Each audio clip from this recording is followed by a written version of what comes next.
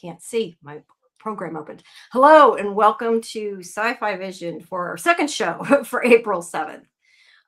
If you missed our first episode, you can watch our special spotlight on Agents of S.H.I.E.L.D. interview with James Paxton on our live tab for our previous shows. It's a really good interview. It was a lot of fun. So yeah, if you missed it, make sure you check that out. Please make sure you like this video, subscribe to the channel, to Sci-Fi Vision, hype it if you can. Yeah, and then of course we have more shows this week because we'll still be back Thursday again for the next Daredevil. Karen's on her way. While we're waiting, I do want to say a couple things, although I don't know if is it working. I'm looking and it looks like nobody came. It's not showing anybody. Yeah, I don't know. But anyway, people either way, we'll probably watch this later. But a couple announcements.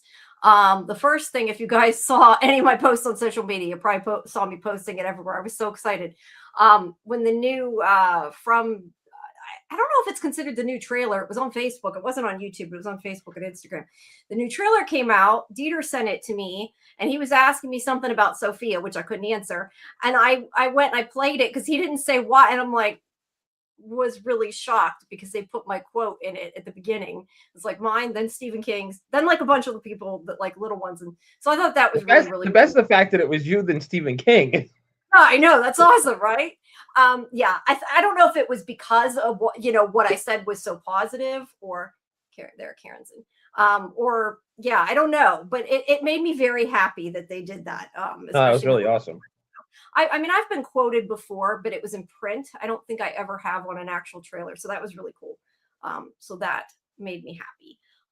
Then the other thing I wanted to say, and I want to make sure, hold on, let me open this. I want to make sure I have her right last name before I, oh shoot, I'm never going to find it now. Anyway, I don't remember her last name, but there, I found it. So people know, I had put the first half in the Discord. Although I don't know about lives yet, I have been confirmed. I'm talking to Julia Doyle from who plays Sophia. So if you have any questions for her, you can put them in Discord in our Submit Talent Questions channel. And the other thing, which I told you guys earlier, but I hadn't told anybody because I just found out, I've been approved to talk to S.H.I.E.L.D. So yay. I don't know how long it's going to be. It's probably not going to be super long. But yeah, you guys can submit questions for Harold Perno as well. And depending how much time I get with them, I'll try to ask some of them. Thanks, Golden Child. But yeah, so still trying for lives of these, all these people. We'll see how that goes. I will be scheduling one of the lives in the next couple of days though, with our live from interview. But yeah, it's been a pretty good day from Wise. So, but I was really happy when Dieter sent that, because I maybe wouldn't have seen it. I don't always watch the social media trailers, so that was pretty cool. But yeah, all right. Well, we have tonight the 2 episodes of Daredevil, then Monarch, and then you guys have For All Mankind. So, yep. What did you guys think of the double episodes? I don't remember what the first episode. The second episode was really good. The second episode, lots of action. I liked everything with swordsmen. That's kind of how we felt. I liked when they were breaking everybody out of the cages. I liked when Matt broke that piece of rebarb off and handed it to him. I thought that was pretty funny. Yeah, his new sword. I agree. Yeah, no, I agree. I think this one was a lot more exciting. I said it in the watch party, and I'll say it again. I thought I was really surprised how boring I found it. I couldn't even, I don't like the show, and I couldn't even get mad and rant that much. I just thought it was very boring, and I thought we waited for like 1.5 episodes of people talking to finally get to the one action sequence in episode 2. I thought it was not that good. You seem to like that episode, though, at least a lot better than the first. I mean, I like the second. So what did that be? Episode 4 I like better than episode 3, I guess is what we'll say, right? But in general, or 3 and 2. I like 3 better than 2, but I mean 2 was really boring, and then 1 was like partially boring, and I think that it really lagged. It really lagged. Like when these people are talking to each other, they're just not that interesting. And I think I watched. I mean, we had 2 watch throughs that Jamie and I did, right, on Discord. And then I started watching it again today because I was like, oh my God, what even happened in that episode? You watched it more than I did then. So yes. And I think I've decided that, what's the name of the guy who's the deputy mayor of communications, the Gandolfini kid? I think he's my favorite character on the show. Daniel. I think Daniel's my favorite actor on the show. My favorite character. Or the one that I least want to kill, the one I hope will live at the end of the season. I like him, but I more like to hate him. Like I'm annoyed at him, but I like the actor. I don't know that I like the character per se, but I enjoy the way he's playing the character. I think he's redeemable. I think Daniel's redeemable. I do too. Yeah. But I don't want to kill the other people, so I don't know. I don't want to I don't want to know. Kill them, but some of their characters I would be happy if they did not make it to the end of the season. Let's put it that way. That's fair.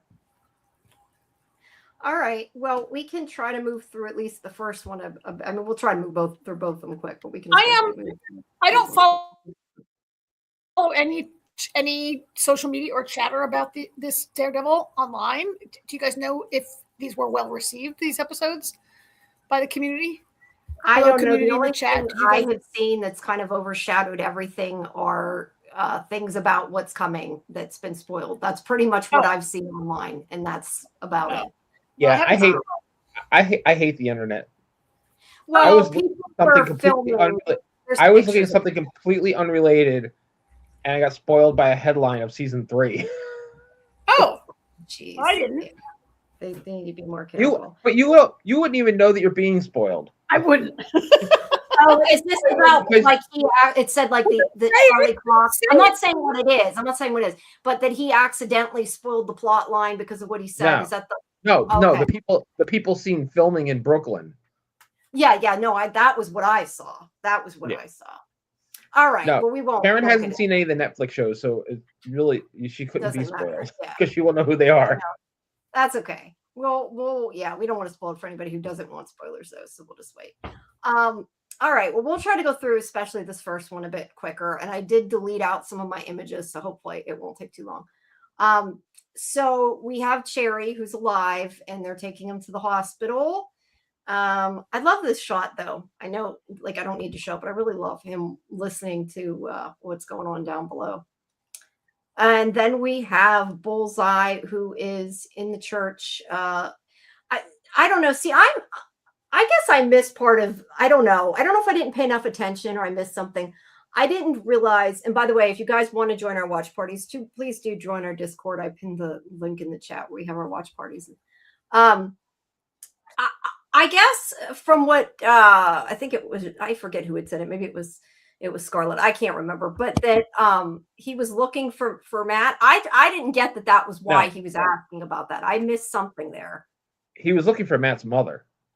Okay, see, that's what I didn't understand because I didn't remember that. I didn't realize that. So I just thought he was really looking for a nun, and I was confused.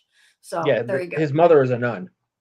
Okay, well that makes sense like now, but I hadn't. I thought you went back and watched the. Not the full original series. I'm still in the middle of watching it. Oh, so okay. Most religious orders frown upon that. What, looking for a nun? Nuns being mothers. A lot of times people become nuns. Okay, hold on. Hold on. She was a nun. She fell in love, left the order for a couple of years, and then came back. Oh. All right. Okay. Yeah. And I don't know. I didn't know that, so I didn't know what it was in reference to. But anyway, so Fisk is practicing his fighting for the charity match. And he gets really pissed that things aren't going his way. I forget exactly what the conversation was at this point, but it was something that pissed him off about what had happened. And the guy he's training with is like trying to hype him up to get him. You know, he's like, "Come on, man! He's like, you gotta keep going. You can't just sit out. I thought you had more than. And he was pissed, but he was already basically it was his way of telling the guy to shut up. That's how Fisk tells people to shut up. Yeah, he smashed him into the glass and maybe killed him. That was not what the guy had in mind, I'm sure. And we get more of the two of them trying to figure out the plan. I believe. See, I feel like it's been forever since we've seen this. I believe they're still like trying to find the first mate. I believe of the Okay, I'm like, since we already watched these, already went over them. I feel like I'm going over the wrong episode. That's why. Then here is the woman from the restaurant, the one that was helping the people sneak away, and she's trying to help the first mate get away. But the task force arrested her to stop her from interfering. And she really didn't.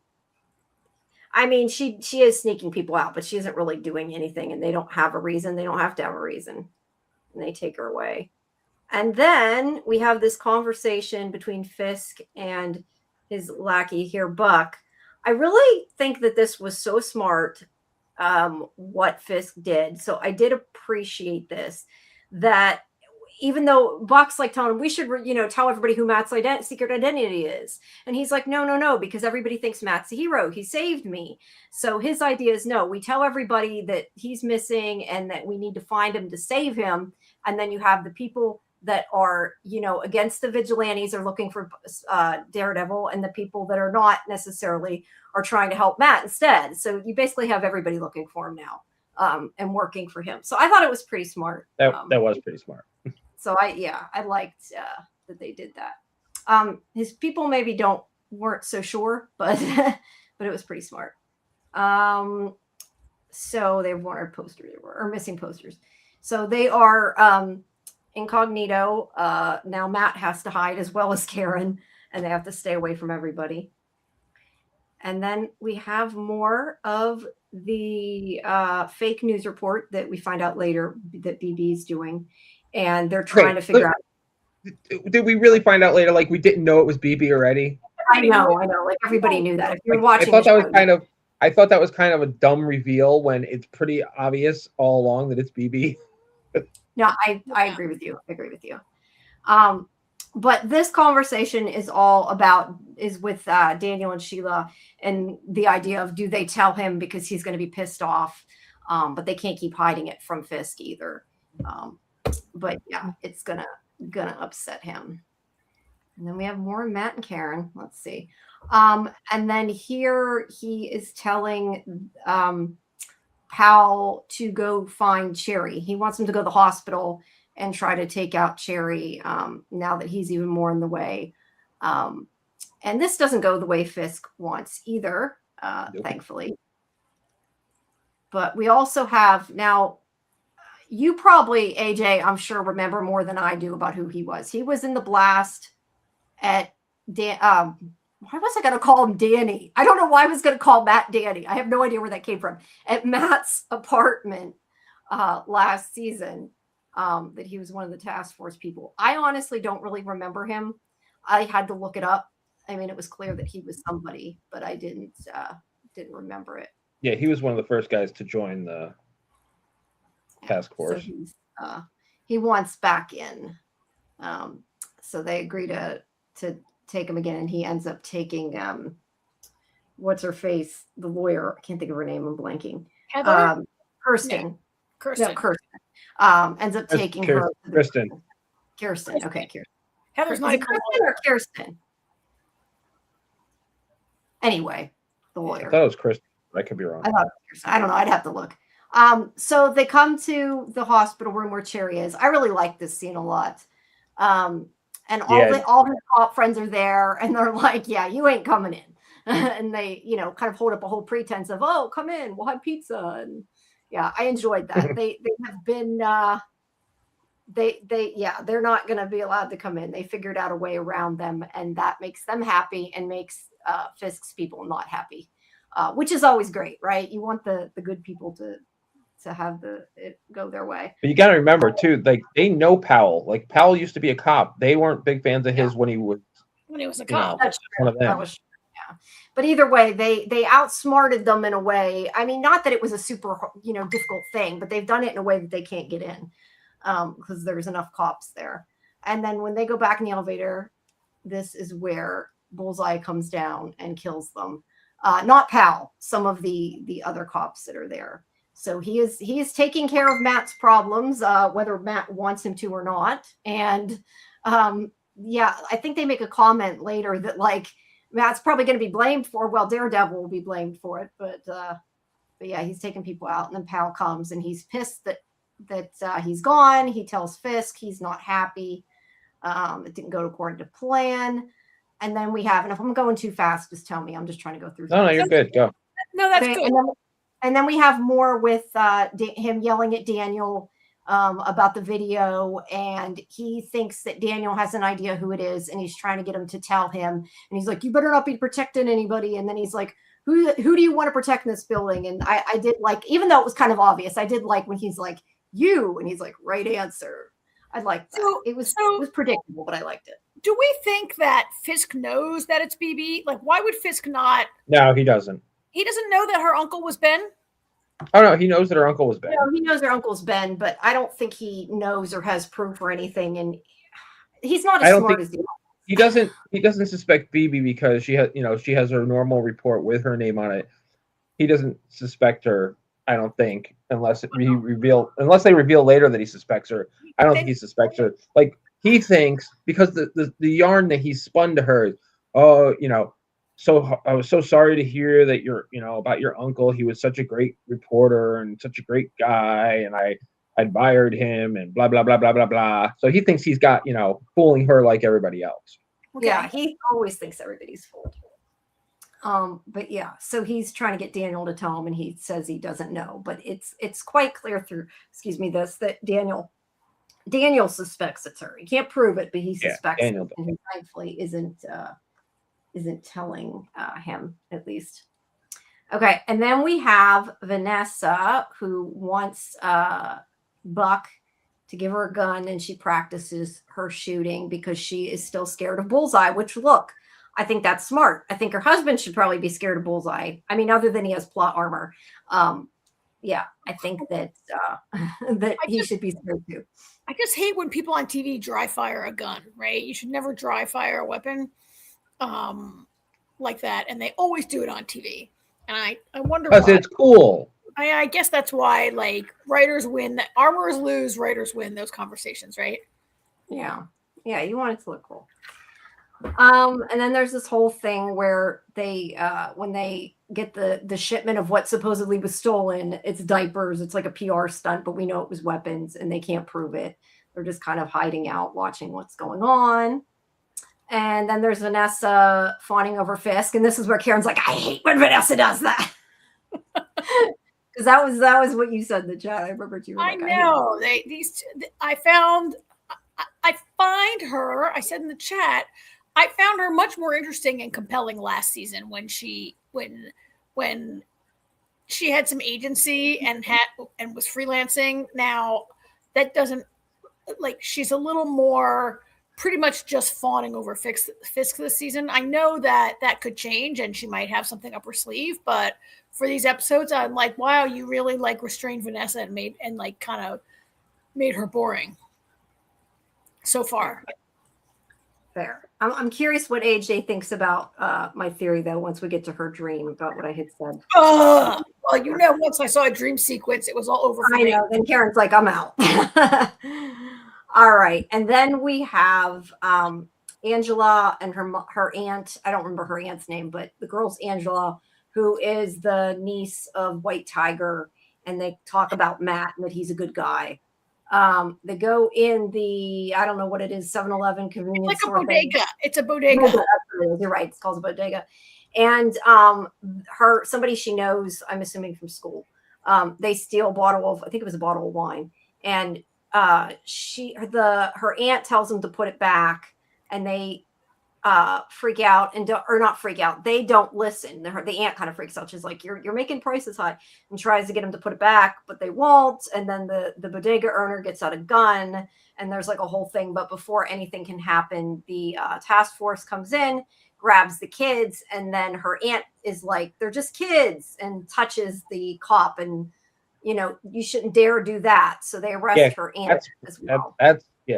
Soledad's like, come on, they're kids, and he's like, that's police brutality. I'm like, well, it wasn't until she touched him. He gave her a chance. Not that was okay. I'm just saying, like, he did. And he did not give her a chance. As soon as she put her arm, she put her hand on his arm. Yeah, no, as soon as she touched him, it was too late. But no, I mean, at first when she's like, they're just kids, he's like, they're thieves. She did go and touch him, which she should have known better, is all I'm saying, with these people. These are. Should she have known better? I mean, she is reacting. Not in the real world. In this world, with stuff that's going on. Finish. She's reacting out of compassion for these children, and they didn't really commit a crime at all. They didn't steal anything yet, right? They hadn't even left the aisle they were in. I think it's an example of how these guys are so violent and horrible, and they just want to arrest everybody for nothing. Because I think in the real world, if a person said, "Oh, officer," maybe the officer would say, like, "I'm warning you, don't touch me again," or something like that, right? And in the end, these guys don't even arrest the kids who are the alleged shoplifters. They crack the bodega owner in the head. He's bleeding as they take him away, and we do see him released in the next episode from his cage, right? And I they think they got the kids too, though, didn't they? I thought they did. No, those kids. No, they got one of them. No, two of the kids got away. One they got. Because two of them you see in this episode, like, yelling, like, "Get out of our neighborhood, get out of our neighborhood," right? Yeah. You see them in the crowd. I just appreciated that the crowd finally saw some of what's really going on. Not that it necessarily is going to make a difference, but what surprised me actually was that they didn't take Angela too. Actually, yes, I thought so too. I'm like, that was surprising, but maybe the way he's restraining her, I'm surprised. He's like, "This is resisting arrest. You're going too." Yeah, no, I was surprised. I don't know, Jamie. Do you think, like, the crowd finally saw it? I think if you live in these neighborhoods that are being over policed, these people knew. It wasn't like news to this crowd. No. I think, right? Yeah, but it's like in front of them now. They can't deny it when they see it happen. But see, James, what Karen's saying is, what you need to realize is, and you see it in BB's reports. Either one of them. The people they're talking to on the street, it's in the middle of the day. They're nicer neighborhoods. They're not seeing what these people just saw. And if these people go, "Hey, we saw this, we saw that," all the people in the nice neighborhoods are like, "Oh, you're criminals anyway. You're trying to protect your friends." I guess that's true, but they were at least like recording it on their phones and everything. It's a classic callback to like a form of policing that was very common and still is common in some cities, where like poor neighborhoods are over policed and people are rounded up and arrested, and people in nice neighborhoods like don't see this kind of violent policing in their neighborhoods, right? I think that's what we're seeing between like BB's like one kind of report and the right. And I think this crowd that is so angry outside the bodega, I don't think they had been in denial. I think they see this every day and they're at a boiling point now. Yeah, that's probably. But it will still never make the news because Kingpin will suppress it. Right? It makes the secret news. Yeah.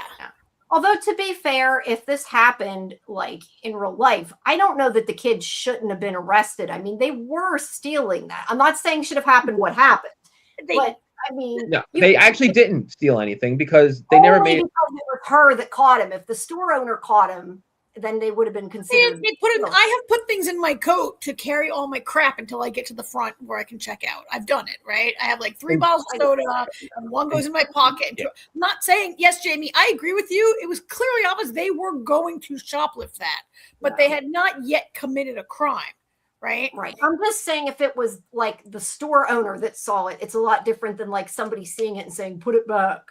But yes, I've done that too. I've bought pop or candy or something and walked through the store eating it, and then you pay for it on the way out and hope you don't forget. Things happen. But yeah. Anyway, either way. I once got banned from a store for stealing a candy bar, more than one candy bar. Aaron was a bad child. I was going to say, I hope you at least were a kid. No, I was in college. Karen. That's funny. No, I don't know. That's why I said I've almost walked out of the store with something before by accident, but not usually. Moving on. All right. So then we have Vanessa and Heather. I still hate Heather. And the thing with the mask must be the next episode. She's obviously friends with Vanessa. And the point of this scene, more than anything, is that Bullseye's watching them and does not, do anything, but he's thinking about it. So I mean, I'm assuming he's only thinking about killing Vanessa, but we don't really know, to be honest. So we'll see. And then we have Kirsten, whatever her name is. It is Kristen. I looked it up. Kristen, right? It's Kristen. Yeah, it's Kristen. Kirsten. Okay, I was wrong. It's Kirsten. Oh, it is Kristen. Okay, I was right then. Either way, she hears something. She pulls the bat out. And it is Angela who comes to get her help. And she's going to try to, I don't know what she can do, but she can try. Big, you guys are bad. Criminals in our chat.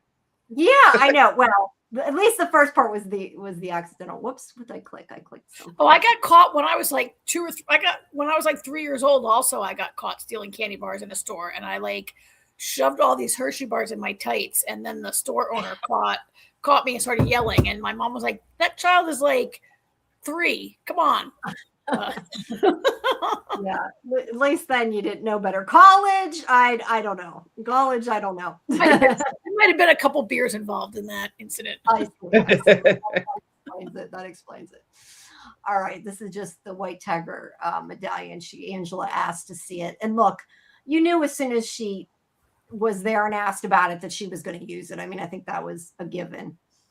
So that wasn't surprising at all.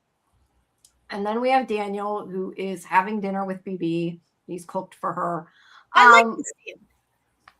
I do too, but it definitely he made it into a date. But yeah, the whole point of this is he's like, if you're doing this, if you're the one behind these videos, you need to stop.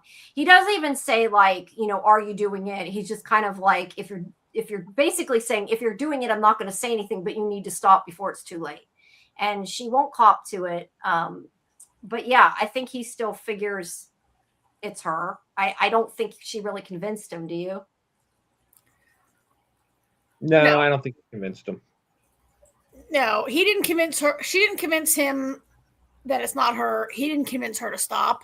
I thought it was cute. He's cooking her this dinner, to thank her for cleaning people to clean up his apartment and helping him and everything. He does turn it into a date, but I could see how maybe some viewers might see this as coming on a little too much, or yeah, I saw it as he's he's wooing her. He likes her, and he went out of his way to learn how to cook this meal and everything. And I thought it was kind of cute that he's trying. It was, but I also kind of felt like it was a little uncomfortable because she's already refused to go out with him on a date, and he turned it into a date whether she liked it or not. I mean, I guess. I mean, he does say, "I need to thank you," and it is a nice gesture for. I mean, she has bailed him out more than once, right? So I don't know. I read it I think it's totally cool that we can all see it a different way. I saw this as less. I saw it as him going a little bit more of a better way to try to convince her to make her like him, right? I mean, they're already friends, right? Yeah. But, yeah. I saw it as him taking advantage of the situation. Oh yeah. So I saw it as yes, it's a nice gesture to thank her for sending the cleaning people and everything. But he's also trying to put her at ease as he says, stop with the video. You know what I mean? Yeah. It's multi-layered. And who knows, she might change her mind with this wonderful dinner that I just cooked for her. Maybe it's multi-layered. So now I'm wondering, could this be a little bit of a baby Fisk move, a baby Kingpin move, where you see him invite people to very expensive dinners and with nice things and the sweet talk, but he's threatening them. Yes. Yeah. I don't think he'll tell Fisk though. I thought what was going to happen in this episode, I thought he was going to blame Sheila, and I still think he might. I think he might pin it on her. Oh, Sheila's a goner. I can't believe Sheila's still alive as it is. Yeah, honestly, I can't either. He knows that Sheila chose him, and knowing what he did to the other guy, that she chose his side. So right now he's out of abject terror. She didn't choose his I know side. that. Well, no, but to him, I feel like he right now trusts her. But I think that I think trust is a strong word. He sort of. Well, either way, because he almost caught her looking at the file there. I mean, he thinks he has her contained for now, right? Yeah. Either way, I have a feeling. I feel like Daniel is going to blame her, and she's going to take the fall. That's what I think is going to happen. Like he'd do that to save BB. He'll blame Sheila. Yeah, I could see that. Yeah, I could see that. I think Jamie's right. Sheila, I can't believe she made it out of season 1. Yeah, no, I can't either. I was surprised. I like the actress though, but I was surprised too. All right, and yeah, this conversation to me was kind of uncomfortable. Partially because she knows he killed the guy, but most conversations with Fisk are. Yeah. Fair. This is the whole thing where he's trying to get her to stop. We just said that. So then we have a scene at Josie's where the cops come. I like this, and they're like, in case anybody's wondering, Cherry is safe. Because they had to move him, obviously, and that was the thing I didn't mention earlier. Whenever Bullseye killed the cops that were there, the ones that were in his room used it as an opportunity to take him out of the hospital, and now nobody knows where he's at. So they're letting Matt and Karen know that he's okay. B, I don't know. All I can say is I always put whatever it is, the average that it recommends. YouTube has been shit all day because there's ads on the live. Yeah. So I don't know. It's been weird today. YouTube's been having issues. No, so I think so on the few occasions, sometimes I join in YouTube, right, when I'm just in the chat for one of the shows that we do with other co-hosts that Jamie does with Scarlett or whoever. I think I'm seeing more ads on YouTube, and they're like kind of annoying because they come like right. You don't know when they're going to come, right? So like earlier tonight, Jamie, you asked a question, and your guest I got interrupted by an ad. And then if you don't click skip in time, you get 2. But anyway, yes, B, I think there's a definite uptick in the number of ads we're getting. I don't know if that's because our channel's getting more popular and it's good. No, I think it's just YouTube sucks. But I haven't changed. Yeah, that's a nice thing to say. YouTube is trying to make money off of us. Let's be honest. That's what they do. But either way, I haven't changed anything. So whatever is there is just whatever it recommends. I've left as a default. But if I don't remember, will it stop showing me ads, or there's no way to? That I don't know. I don't know. I can avoid ads in my life. Right? Yeah, I think you have to pay for YouTube to get rid of all the ads. I don't know. So I'm not paying to get ads off my own self-talking. Sorry. No, I wouldn't do that either. No, I don't understand that they're even on the live. I never got that. It's whatever it is. I just click ads on the live. It kind of seems redundant. It's a little confusing. Yeah. Anyway. All right. So anyway, they have saved and they have rescued Cherry, and they know about it. Now, AJ, this is where I was telling Karen. I knew that Karen would be annoyed with me, but there are all these Matrix references that are in the episode. Okay. Blue pill. That's pretty. I mean, that's pretty. This one in particular is pretty blatantly Matrixy, right? Although, the Matrix was sort of a throwback to Alice in Wonderland, also, right? That too. Yeah. Back up. I guess that works. That's a good thing if it works. I could see how she would in her video be inspired by something like the Matrix. This is right. Yeah. Mm-hmm. No, yeah. Well, it's definitely. They look like Skittles. Don't they? They look like Skittles. They probably are. They do look kind of like Skittles. Ram and M, maybe. Yeah. Anyway. There's more of BB's video, and then you see her take the head off and find out that it is her. And yeah, I don't think there was anyone watching this that was surprised or they weren't paying attention. Damon it was funny because Damon's he goes, they made it this intense reveal and we already know who it is. Yeah. I know. Do you think the writers thought there was somebody out there who was going to be shocked by this? I don't know.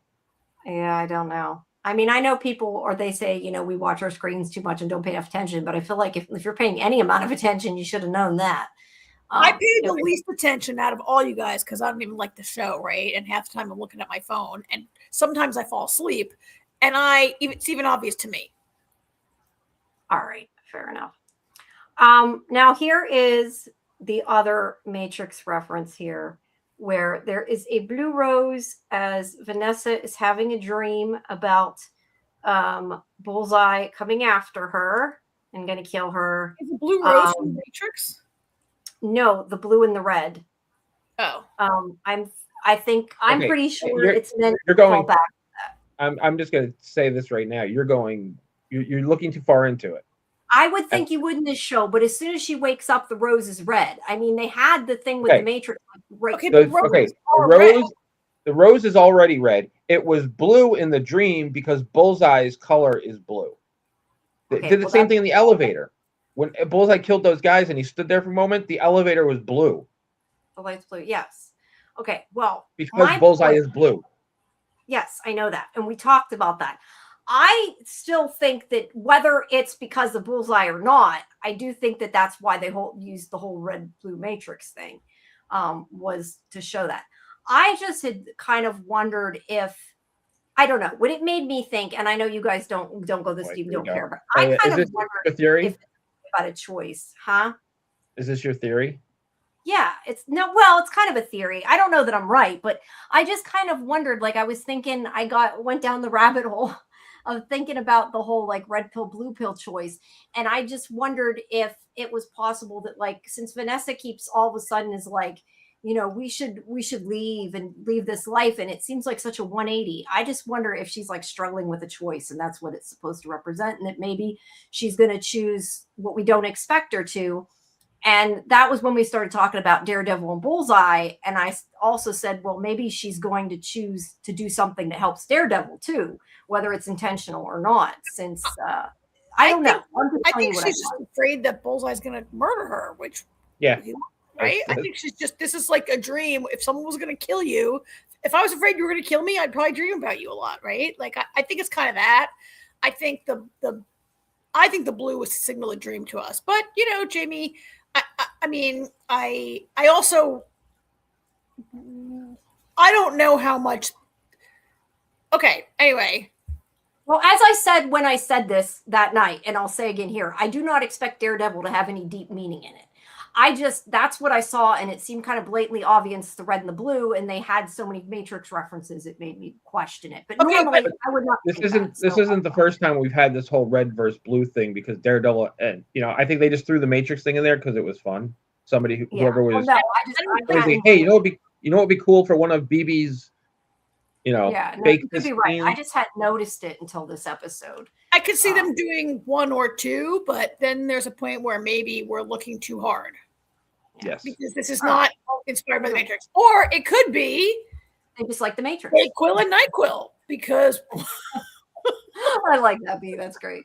NyQuil makes you sleep. You are correct. No, anyway, I was like, dream sequence, and this is making me hate the show. I hate dream sequences so much.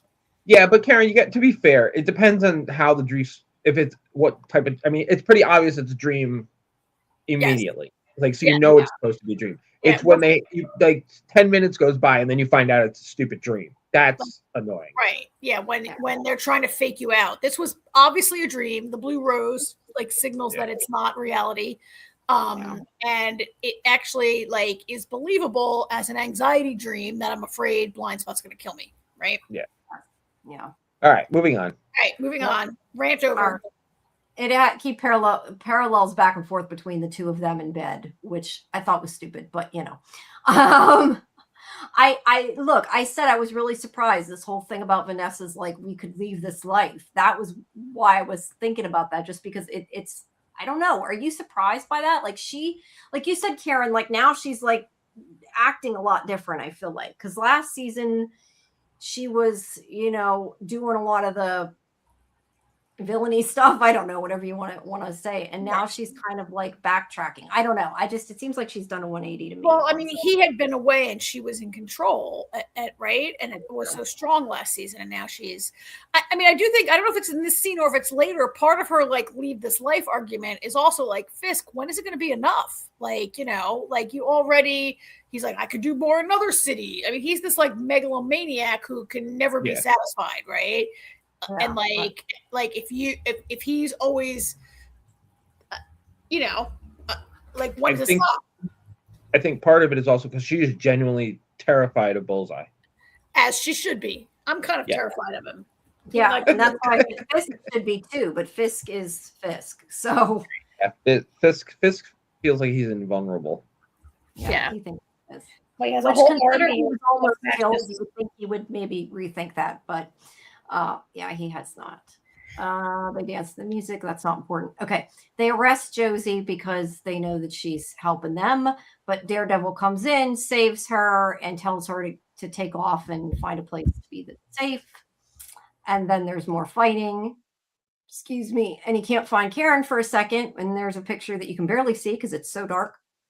But he catches up with Karen, and she has taken a hostage. She's like, we need to deal them a blow or something like that, she says. So yeah, she has not blindfolded, put a black bag over the head, however you want to say it, one of the agents, the task force agents. And that is where the episode ends. There, I went a lot. And begins. True. All right, let me open the next image, and we will move on with this. Hold on. You guys can talk if you want while I'm doing it. I can't. I'm bad at multitasking. Everybody knows that. I try to. We've established that. I've established it very many times. I cannot help it. I forget what I'm doing otherwise. All right. Okay. So yes, it begins where it ended, and you're right. There are a lot of ads. I could see it in my other window, and I'm like, you're not wrong. All right, so they interrogate him. I liked this scene, but I also kind of felt bad for the guy because Matt knows right away from his heartbeat that he's telling the truth, and he keeps. That was so funny. That was so great. Like, their private little conversation. Is he lying? No, he's telling the truth. You're lying. No, that was funny. I enjoyed that, but I kind of felt bad for the guy. Then he tells him what he's going to do, and then he punches him. Yeah. Well, hey, he kind of had to, or they would have killed the guy anyway. No, but it was just funny. Like he punched him like mid-sentence. He like lays it out for him, and as he's still talking to him, he's like, "Pop!" Yeah, he doesn't wait. That was great. But that's. I mean, it is a little bit convenient that the one guy Karen managed to capture was the one guy who's not a believer and actually wants to help them.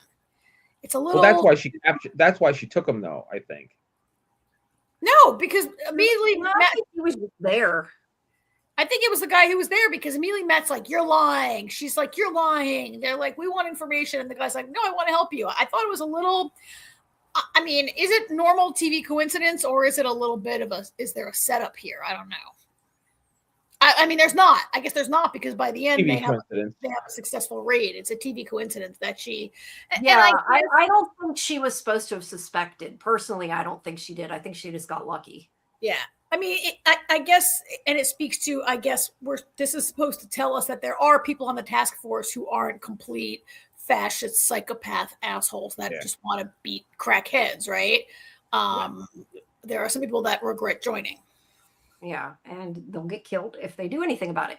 So, his idea was like, I got captured, or I think he said something like he got captured on purpose. But the point is, he wants to help them. He was trying to get their attention or something. It doesn't matter. But the point is, he has to keep. I just watched it like an hour ago. I don't recall that, but I could be wrong. No, I said I forget exactly what he said. But... Well, when Karen's escaping. And she runs into him in the alley. Oh yeah. He does say wait. He does say wait. Wait. Yeah. And then she kicks the shit out of him. He was coming. You're right. Coming back to like find her and talk to her. I guess you're right. I'm wrong. Yeah. Either way, he gives Matt a key card to get into where everybody's being held prisoner, but they change the password every night or whatever. So he's got to do it tonight, but he's at least trying to help. And then Matt knocks him out. We've established that, which was great. And then we have Heather. God, I hate Heather. I mean, Yeah, I but like Heather, but I hate but Heather. this scene, maybe Karen's theory might be right. Yeah, She might be right. She could be. I definitely think though that this is supposed to be a therapy technique. I don't know that it's working, but I think that was the whole. I think she has his mask somehow. She either does has have his mask or she's made a mask. I don't think she's made it. I don't think there's some kind of therapy where you keep your attacker. I didn't think it was good therapy. I just she's like gonna nail it to the wall or something. I'm not sure what her plan is, and then she's like crying. I don't know. I thought that was kind of like an exposure therapy thing. No, again, I don't think it's working, but I think that was her intent. I do not. I think she's either got his real mask or I think she has. That's totally real. It's totally his real mask. I think she has a very creepy. I mean, there's a part of her that's having a panic attack in this, and it almost calms her down to look at his mask. Like I feel like this. Yes, maybe my theory or part of my theory that she's going to transfer him, become him. She tried to put a nail in the wall and crack the wall, and then she looked at the mask and she was able to actually put the nail in the wall. Yeah. Victory. Let me assume my muse personality, and then I can function in life. Yeah, maybe. I don't remember who it was though. It might have even been you. I feel like it was Scarlett or Jen, but it could have been you. Said something like they wondered if maybe Fisk gave her the mask to kind of keep her in control of her to some extent and know where she's, what she's doing. I don't know. But it's weird. She has it and it's creepy at any rate. Then we have Kirsten talking to her and she's like, do you think they killed Matt? And Kirsten's like, no, they didn't. I don't think they did. She's not happy with Kirsten because she knows that she is siding with Fisk and that she screwed over her client, swordsman. But Heather defends herself vehemently, even though she's completely wrong. I still hate Heather. So that's my whole thing. I do not like the character. She's pissing me off too much. Her whole Matt was lying all the time. Matt is bad. She's very. Well, to be fair, Matt was lying all the time, but that's. I mean. Okay. Yeah, but not about what she thinks he was lying about. True. That's fair. That's right. Not about what he thinks he was lying about, right? Yeah. No, but he was lying. All right. So he takes Kirsten in. He blindfolds her. She's allowed to see swordsman, but only for 15 minutes. I mean, this whole thing's a farce. We know it. She still seems to hold out hope and thinks she can actually do something. He already knows that it's not going to work, but because he even says, she tells him, they don't know you're swordsman. They can't prove it. And he's like, does that matter? At least he knows. I do like though that Kirsten now has the information that Fisk, he turned down a business proposal and then all of a sudden he was arrested. So I feel like that's gonna play in with Kirsten at a later date. Mm-hmm. He wouldn't invest in Red Hook or whatever it was, so therefore Fisk had him arrested. That was at the party they had that conversation. That's just All right. So he knows he's going to prison. He's already come to terms with what's going to happen. All right. And then we see the cages again, which is so not this good. Was disturbing, and yet I felt like it wasn't a wholly original. I feel like I've seen this a lot before, particularly I think we saw this in the last Superman movie. Weren't there a lot of people in cages that had to be rescued? Yes and no. I mean, it was in a pocket universe. Okay. I've seen this in Guardians of the Galaxy with animals. I've seen this a lot, with different. I think we saw it in The 100, people in and of course we saw it on the news with children in 8 years ago. It's horrifying and frightening every time you see it, right? No matter how many times, this is it's horrible every time. Yeah. The only thing we really know is that Frank got out and didn't help anybody, which doesn't surprise me. Yeah. All right. And then we have Frank's Matt. not like a save everybody He's kind not. of He's guy, right? not. He's not. He's a man of purpose, as they say. This is. We have them talking again, and we have the Matt appreciation picture there again. I'll leave in. I'm sorry, that's a great screenshot. I can't help it. Anyway, Definitely gratuitous. Gratuitous abs there. Not hurt so bad. Yeah. But he's working out, so I guess that's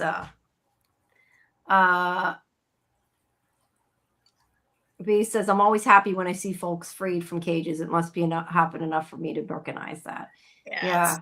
Yeah. It is a trope. I mean, right, I understand why they're doing it now, obviously, but like AJ always says, a lot of this stuff was in the story before, so yeah, it just really, I think, resonates with people right now with everything going on. All right, so then we have, I do not remember her name, the governor, Lily Taylor. Lily Taylor. Yeah. So basically, Karen has emailed her the Red Hook documents, whatever you want to call them, that tell her about how it's a free port and how she can overrule it. And while she's talking to Fisk, there's this other scene where Karen is talking to Matt, and Matt's basically, in not so many words, saying to Karen, she's not going to turn over the ruling. She's not going to change it, because Karen's holding out hope she will, but it's not going to happen. But yeah, this conversation is basically her saying, I know what you've been doing. I let you do it because it was the voters weren't complaining. But now with the whole the thing with the ship and everything, that you've gone too far and you need to take care of it, is pretty much what she says. She threatens to overturn the ruling. But yeah, she's kind of like, she's very confrontational, I guess is the best way I can describe it. And we talked about how I really did think when she said about, like, I gave you so much rope, I really thought she was going to say something like, and you're going to hang yourself with it. Hang yourself. Used so often in stuff like this. I was waiting for that. She did not. Yeah, I think, you know, the way she tried to assert her authority here, and the fact that she's a big name actress, means that this character will have to die soon. Maybe, but she'll probably be back. Is the other thing. I mean, we might see her again, but she's not long for this world. She's not going to stay. No, she's not going to stay. I don't think. I mean, she seems to be not on his side, though. I mean, she seems to be not corrupted. She's kind of like, I mean, I don't know. I took it like she knows she can't go against him, and to a certain point, she wasn't pushing it. But if he goes too far, then she will, is kind of the way I took it. She seems like she's supposed to be the good guy, but I mean, time will tell. But like, good guy, bad guy. I know. She's a politician. She's a legitimately decent governor, I think, right? Who has a whole state of New York to run, not just like Fisk and his little. I think you're right. She was kind of like, I'm letting you do your thing over there on Red Hook because it's new, you know, like I got, like, if you're the governor, New York City's important, but there's a lot of stuff going on. And I think she's a little bit like, all right, I was willing to let it go. But as you said, now you've gone too far. Now it's got to stop. And she may not really be aware of who she's dealing with, or she may have too much confidence in her own authority. Too much confidence. You know what makes it then later. Go ahead, Jamie. No, I was just going to say, it's making me think of Daniel and Bibi, though. I hadn't really thought about it, so I was saying this now as I was talking, but I'm like, she's kind of like, I've let you get away with it, but you've gone too far. You got to stop. I feel like that's kind of where he's at. He's like, I know you're doing it.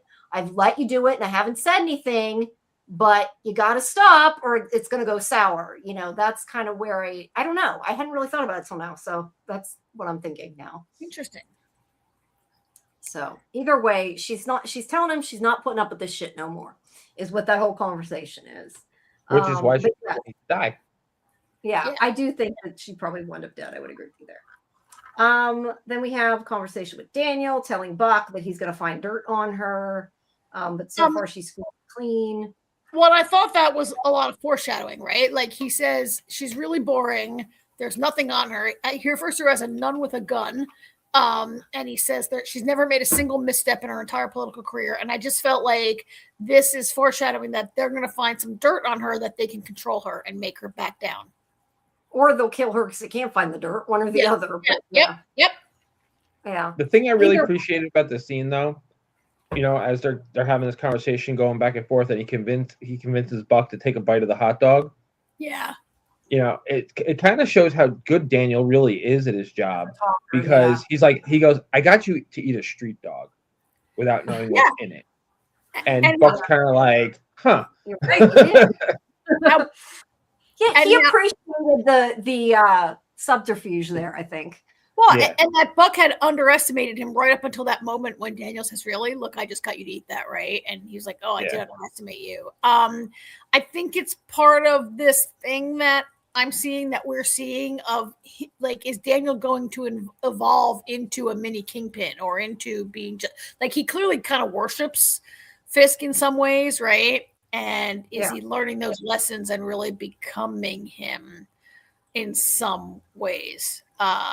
He could go either way. He's good at his job, and he could go either way here and become fully corrupted or not. Yeah. He's on an edge.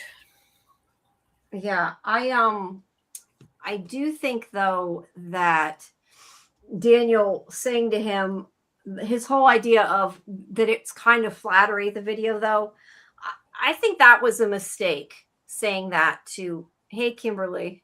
I think that was a mistake saying that to Buck, because I feel like that's kind of showing his cards and showing that he doesn't, I don't know, maybe isn't as keen to stop it, or isn't as involved in trying to get rid of it as he acts like he is. I don't know. No, the point he made was not that he was showing his cards, but that he's basically saying you underestimate me. Really? I mean, he was saying, like, isn't it flattering to be mocked? That he's a target is kind of flattering, and I get it. Like, you're big enough to be made fun of, and maybe a little bit of this, there's no such thing as bad publicity kind of thing Daniel might be espousing here. Yeah. And Buck's like, no, it's not good. Maybe Daniel doesn't 100% really understand Fisk the way Buck does. Well, yeah. I mean, because most people can laugh at themselves to a certain degree. Then there's other people like Mayor Fisk and somebody else in the real world who can't, because it's actually true. The jokes are actually true. Oh, that because it's true. They're funny. Like Fisk really wants full adoration, and he wants the people of New York to like be thankful and to bow down and worship him for like cleaning up their city, even if he had to like kill half of them and lock them up to do it. Right? He really wants adoration. Yeah, because Fisk is a psychopath. He actually gives a shit what people think. Yeah. He craves it. Yeah. He does. All right. Now the trial. He couldn't take it in when Echo wouldn't like see him as a father. He was really like, it devastated him that Echo would not like. Well, maybe don't be an asshole. Love him, that she wouldn't love him, right?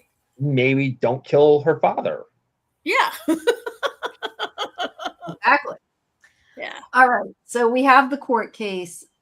We all knew how this was going to go. Like I said before, even Jack Duquesne, swordsman, knew how it was going to go. Kirsten seems to be the only one under the impression that she can beat the system, or not beat the system, but beat them. It's not the system; they're screwing the system. Well, she's under the impression that the system will work. Yeah, right? until she realizes that all three judges are against her. Paid for.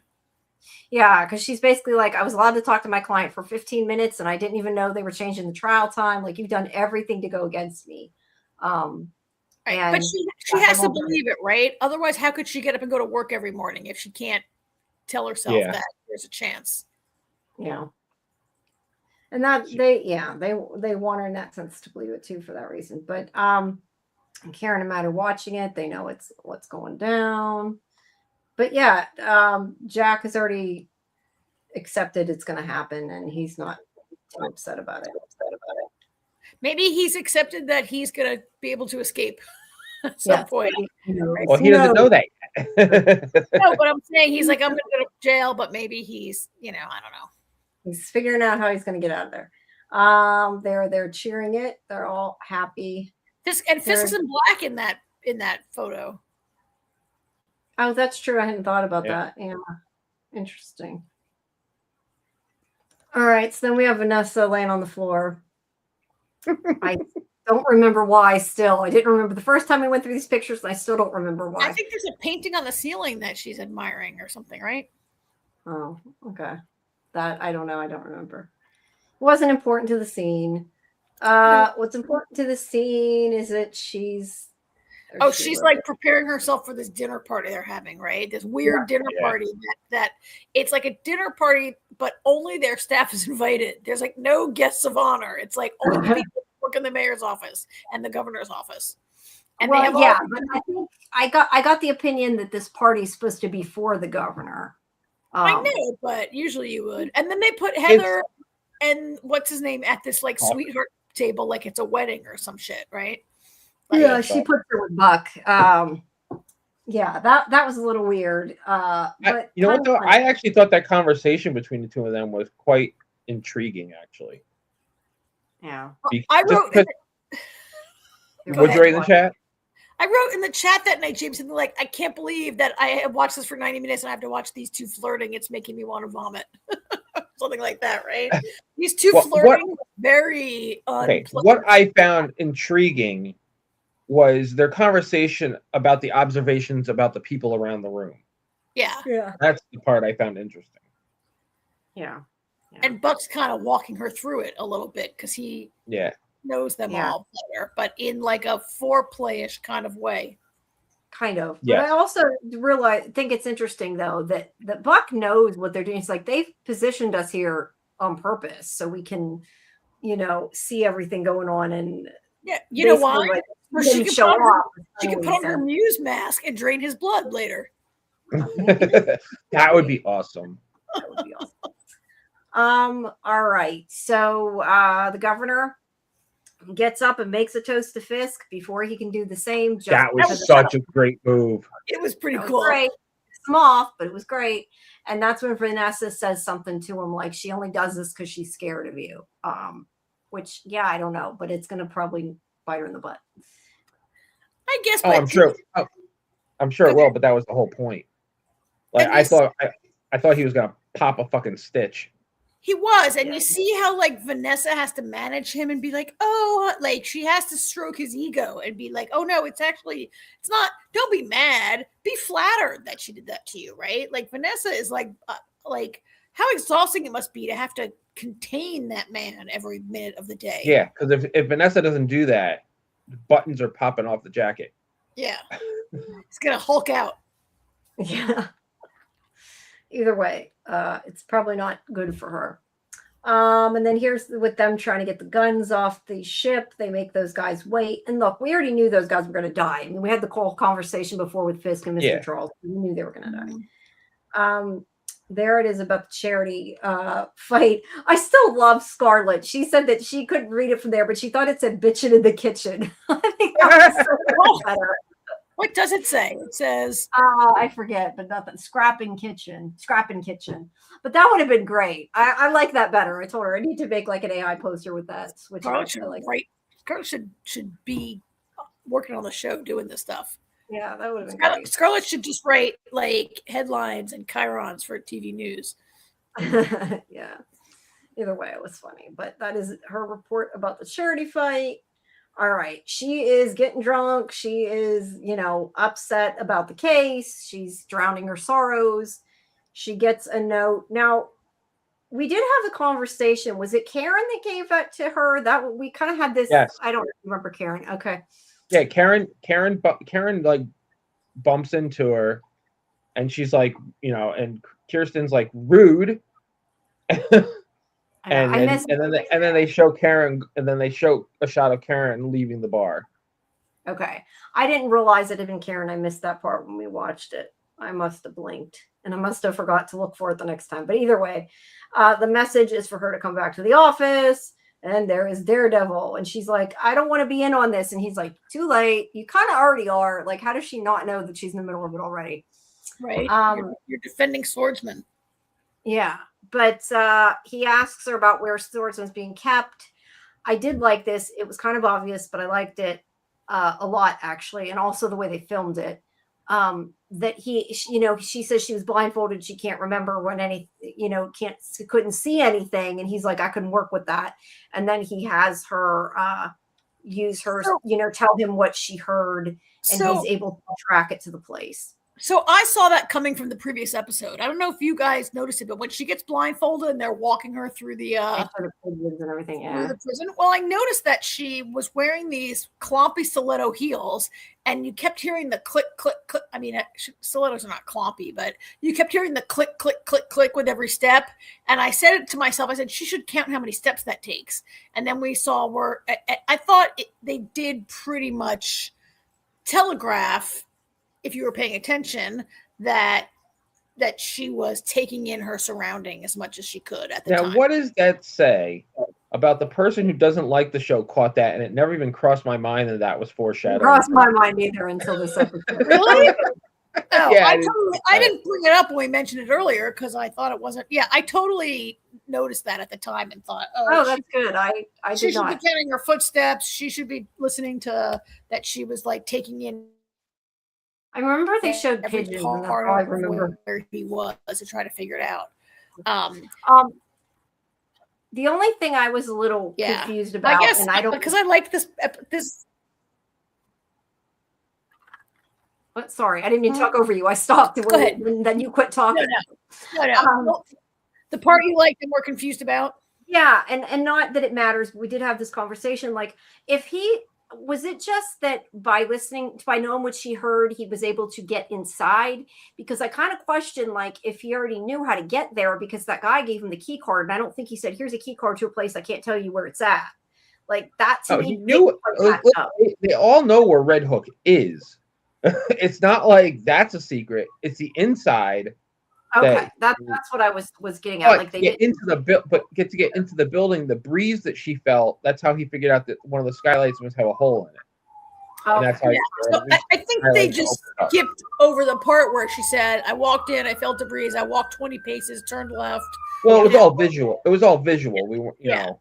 Yeah, which is another thing that we've seen in a lot of like prisons. People learn that, right? Yeah. We've seen this kind of thing. But again, like, I didn't hate it as being tropey. I feel like they're using a thing that's effective in. I thought I liked the way it was. I thought it was done really well. I liked it a lot the way they did it. Yeah. Like, we've seen it before, but I thought they did a good job with it.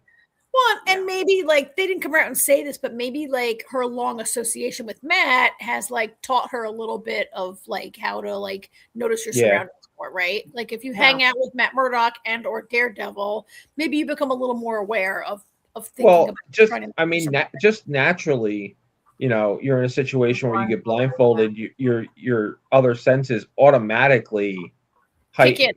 Yep. Yeah. Absolutely, AJ. Although I don't know that I would have paid enough attention to recall it. But that's what I'm saying, Jamie. You may not even have realized that you are paying attention, you know? All right. That's fair. Either way. As soon as you have one of your senses dulled, your other senses automatically kick in. It's just how our bodies work.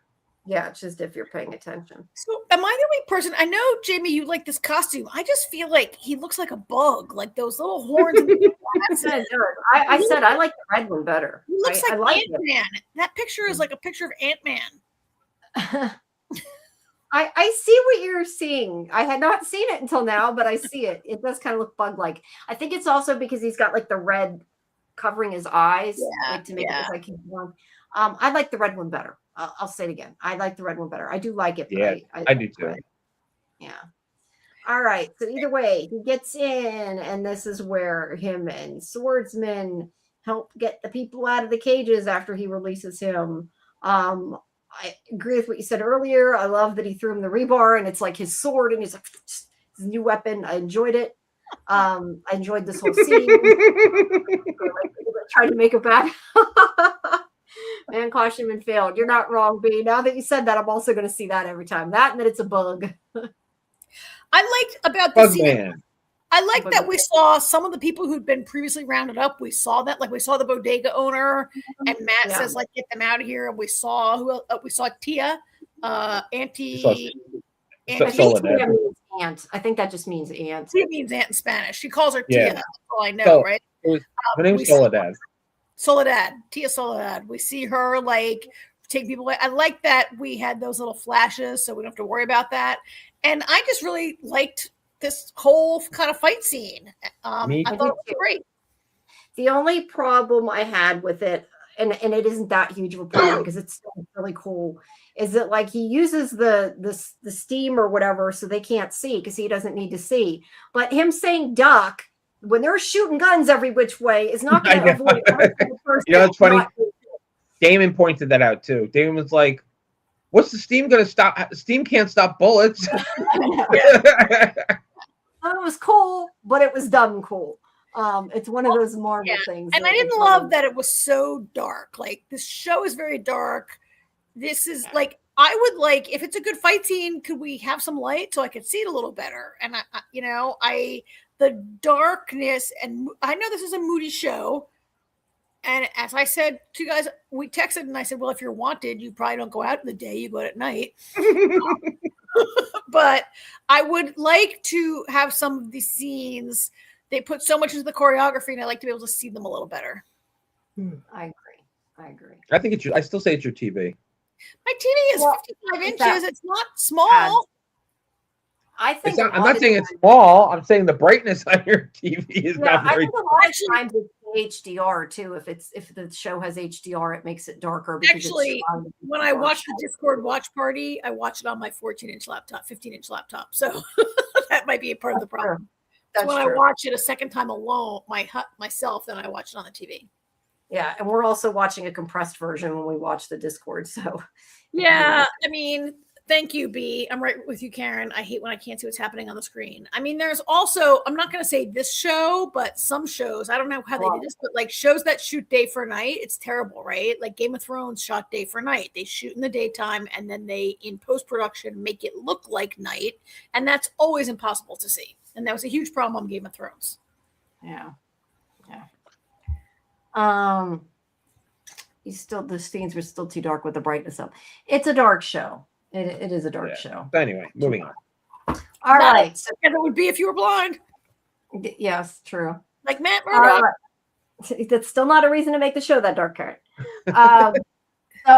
Anyway, Karen finds Angela, and that she's hiding there. And she's kind of like got this thing like she's going to yell at her for being there because she's in danger. And then she's like, look what I got. And she's like, ooh. That wasn't really the reaction, but that was great. I like that. It's kind of funny that Matt has told Karen to like stay put and don't like come down there. And then she violates Matt's directive. And then immediately the same thing, then this kid shows up out of nowhere. Yeah. But look, you knew she was going to be wearing the white tiger or whatever it is. Yeah. I still don't. I was trying to remember like exactly what it did. It doesn't make her invincible, but it does make her like stronger and faster, right?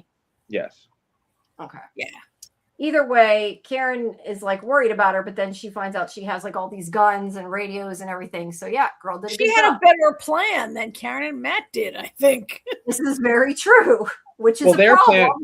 Their plan was Matt was to go in, save free people, and then they were going to then they were going to find the guns. Karen was kind of like the lookout.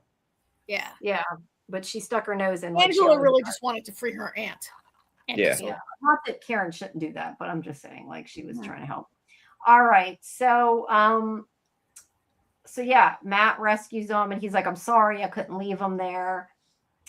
So they bring around the armored car. It ends up it's Karen driving. And they pile the people into the back, and then Swordsman takes over the driving. And there's the tire slash that looks like tiger claw marks that she's used his knife to put into it so they can't follow them. So yeah, it worked out. Look, they know who broke in, but they can't have the people if he rescued them. As long as they keep them, away from Fisk, it'll be okay.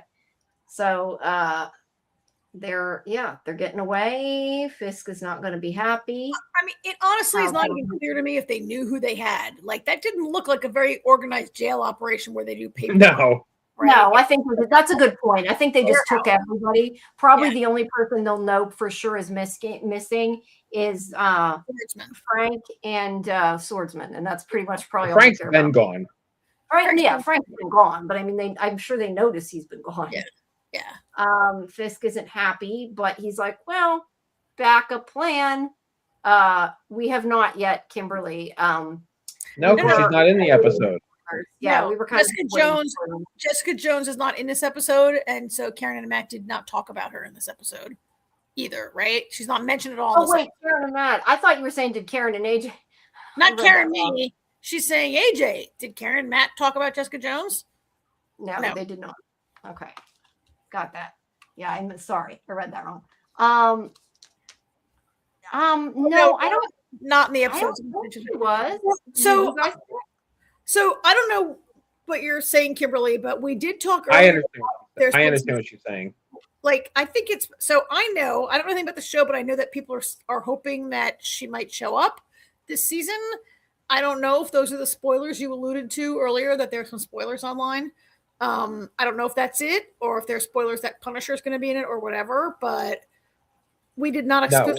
What she is saying is she thought she heard that they mentioned her in the episode, and they did not mention her in the episode. Not that I heard, unless I missed it. No, she's not mentioned. Not even like obliquely without mentioning her name. Right. Yeah. Either way, Fisk is, I don't know, not as upset, I guess, as I expected him to be, but he's kind of like, well, backup plan. Like, we already knew we were going to kill him all anyway, so let's kill him. And they blew and make it look like Daredevil did it. Yeah, it looked like Daredevil did it, yeah. Of course. And kaboom. That was crazy, that explosion, right? That was intense. That was awesome. Yeah. There's a Northern Star, and they're like, oh no, they killed them all. Like, we knew this was coming, so it wasn't a super surprise. Well, we think there are guys on that ship. We don't know how many, right? Like, those guys had been complaining they want to go home and not work there tonight. And the Kingpin's men said, no, you got to stay here and keep working on the ship. So I think we are meant to assume there's a lot of guys working on that ship. Oh yeah, all the people, they're all on it. Now these are all probably Mr. Charles people, though, that he said were expendable and they were going to kill anyway. So. Yes. I mean, maybe not. Are they Fisk guys? Are they the second crew? They're the guys that Charles hired specifically for this, so they could kill them afterwards. I guess. I mean, where I'm going is like, does it matter? They killed a bunch of like innocent people. Does it matter which crew it was? No. Not really, but only because we had that conversation before about him being strategic and why he didn't want to kill his people and all that. That's the only reason. All right. Yeah. So any predictions other than Jessica Jones coming? Anything else before we move on? Okay. Yeah. I don't know that I really have thought too much about it other than that. No predictions other than those we expressed throughout our conversation. We talked about some things. Right. Sounds good. All right. Monarch. Has not Kaiju entered the chat? I don't think so. I don't think he is there yet. No, he is not here yet. All right. Well, hopefully he'll drop in at some point. Hopefully our resident fact checker will show up shortly. Yeah. How did you, AJ, enjoy this episode? Remember? You don't remember? I know I was annoyed at some of the stuff. Yeah. Actually, the part I got excited about was when I saw Amber Mid-Thunder. Oh yeah. I was like, "Ooh, Amber Mid-Thunder!" I was like, "She must be important. Otherwise, they're not going to have her do a small part." And then she is kind of important. I was annoyed by that whole scene, except for the part that it was her. Well, actually, right before that was pretty funny when Kintara says, "I'm the wrong Randa," and May goes, "Weird." Yeah. Yeah, they did bring it up. Yeah. Jamie, did you like this episode? Yeah, I mean, it didn't have a whole lot going on till the end. Like, I really liked the end, but it was okay. I mean, like I said, I don't know that it was super exciting, but it was a lot more conversation. But yeah, it was still good. I mean, I felt like Kentaro is really getting on my nerve, or Kentaro, however they say it, is really getting on my nerves, and his storyline is like he's being kind of uncool. And then I thought there's a bunch of like the sciencey part of it. I'm getting like really like, wait a minute, what with the water, blah blah. But but it was okay. Like, I don't expect the show to be like true to science. And I feel like, I feel like it's kind of going somewhere. I kind of, the story's picking up a little speed at least, right? I mean, I think part of the issue is that we had this was Monster Light. I thought Kong looked great in this part where it says 2 weeks earlier. The special effects on Kong, he looks really good. His fur looks really good. I like seeing him, but that was about it monster-wise, right? Yeah. Hey, Dieter, welcome. Hi, Dieter. Hello. All right, let's get it. Skull Island, 2 weeks earlier. All right. Oh, yeah, I got some issues with this whole thing that we see here, so let's talk about it. Not issues, questions for you guys about this whole thing. Okay.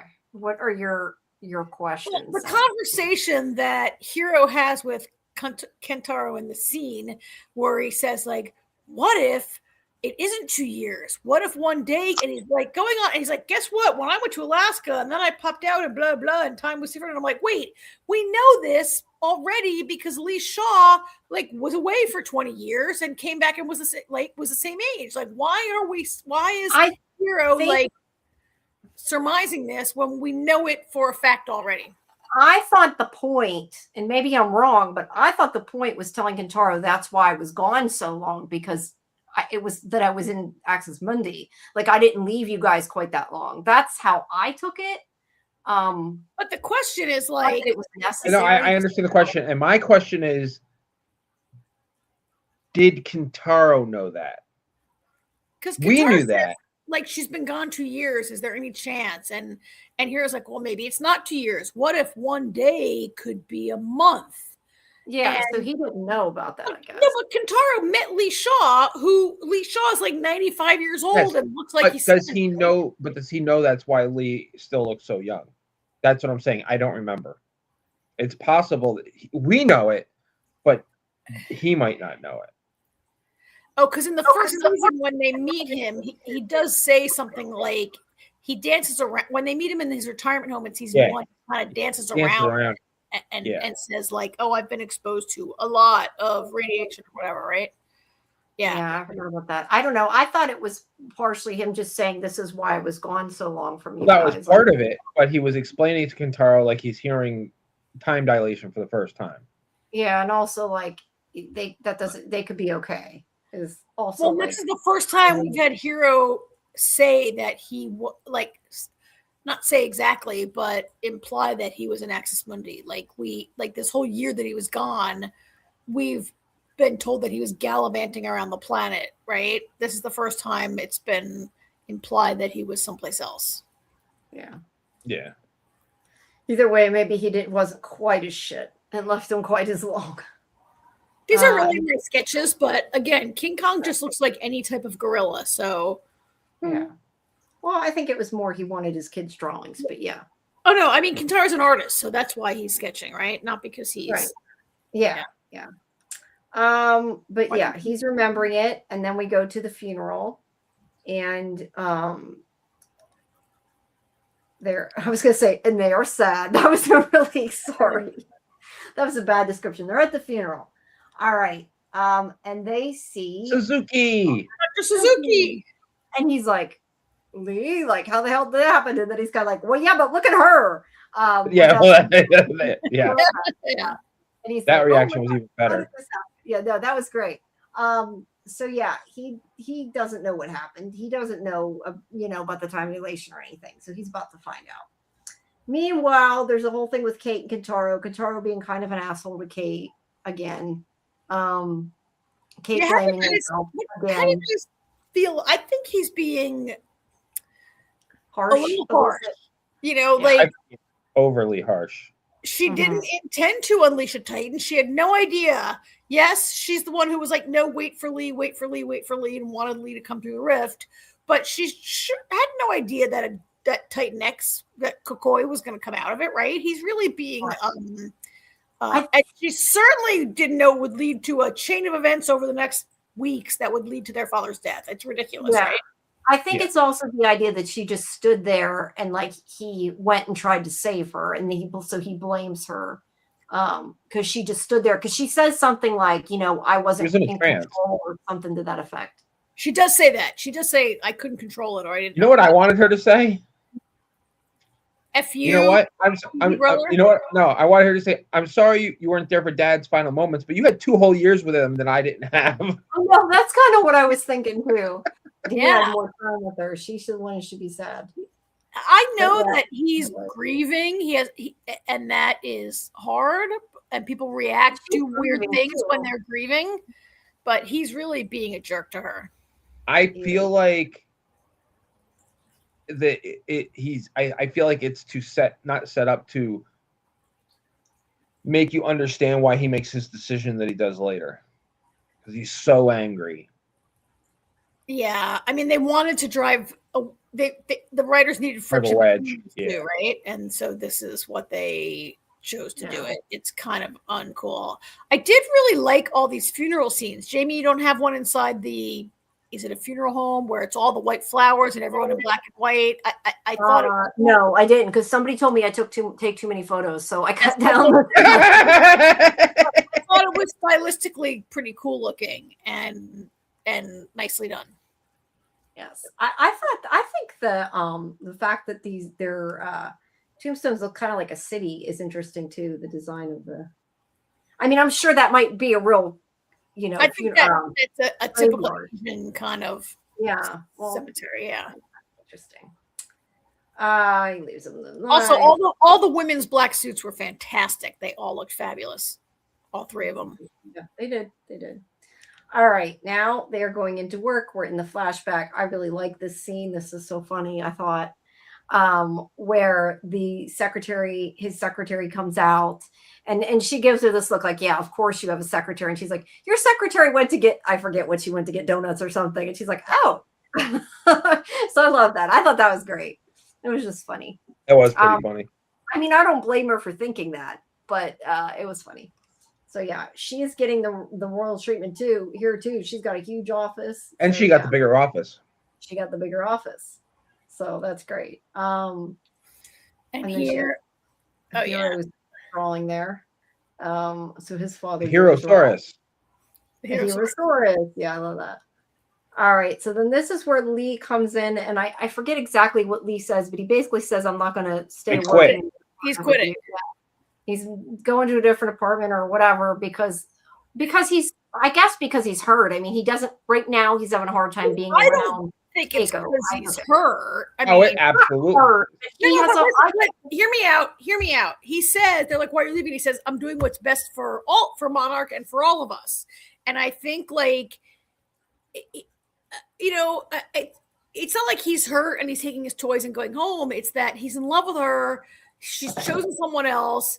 Billy's his best friend. They're his 2 best friends, and he doesn't want to be a danger to their marriage or a wedge between them, or to tempt her or to tempt himself. I mean, I think he's doing the right thing.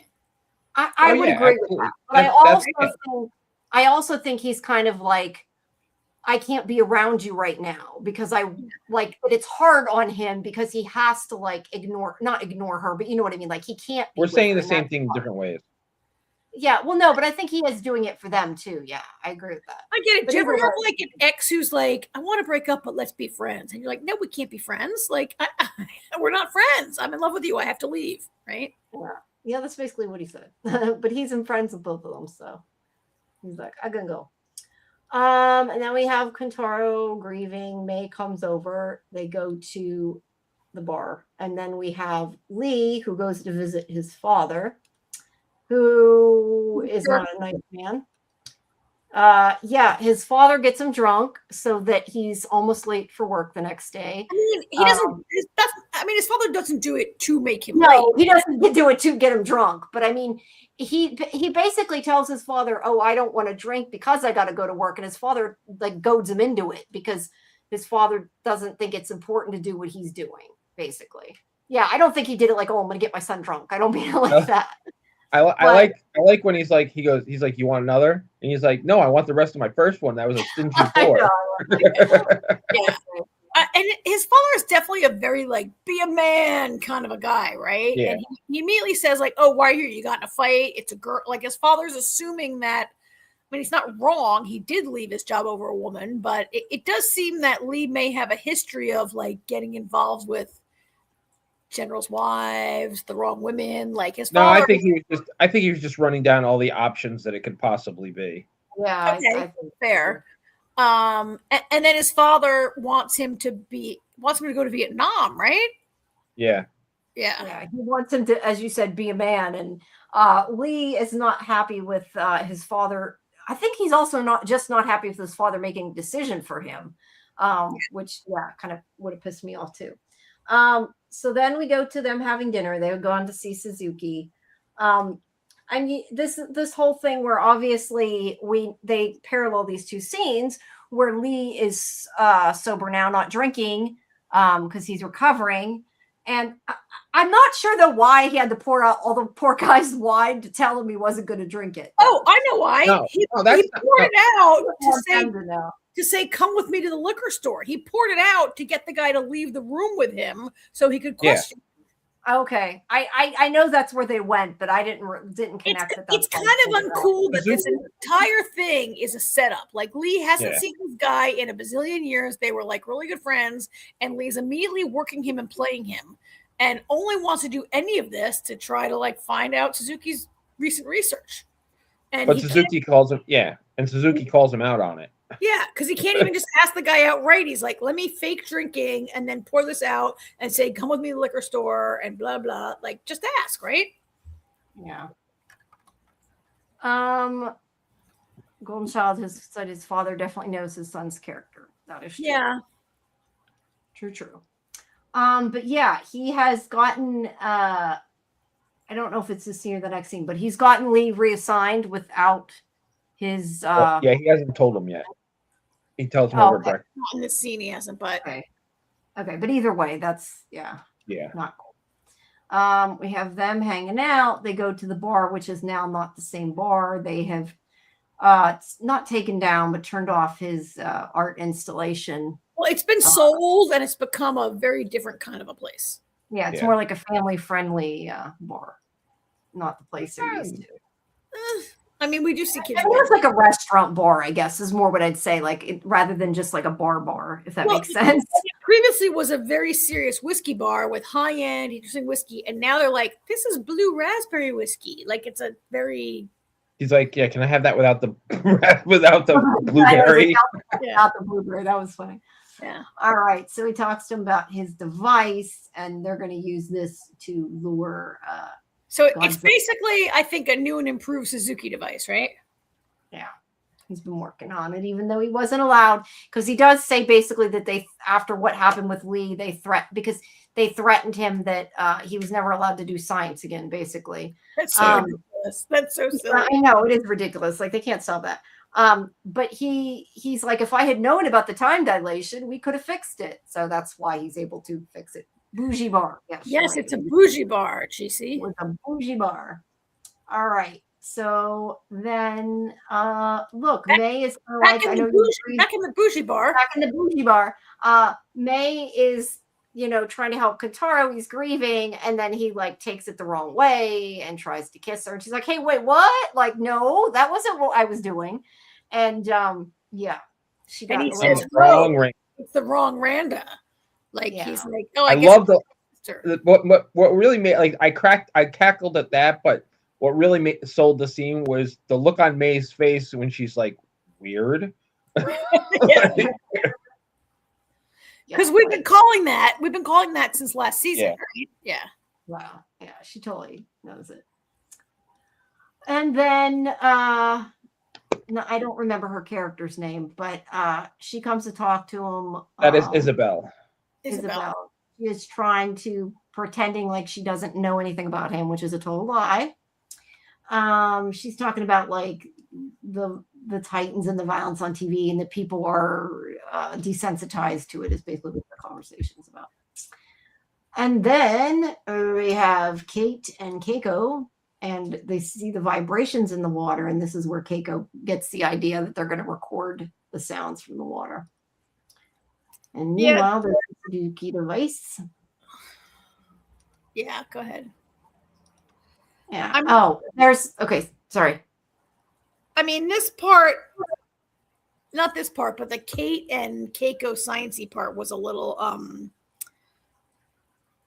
cuckoo, a little silly, right? Why? Well, first of all, like those ripples are going in the opposite direction of where they're supposed to, right? Which was I didn't pay that close attention to the side scale. It's a nice feat. It's a nice visual feat, right? But it's not a thing that could really happen. And the whole bit, we'll get to it. The whole bit where she has to get in the water seemed kind of dumb and whatever. But let's go ahead. Yeah, that part was. I agree.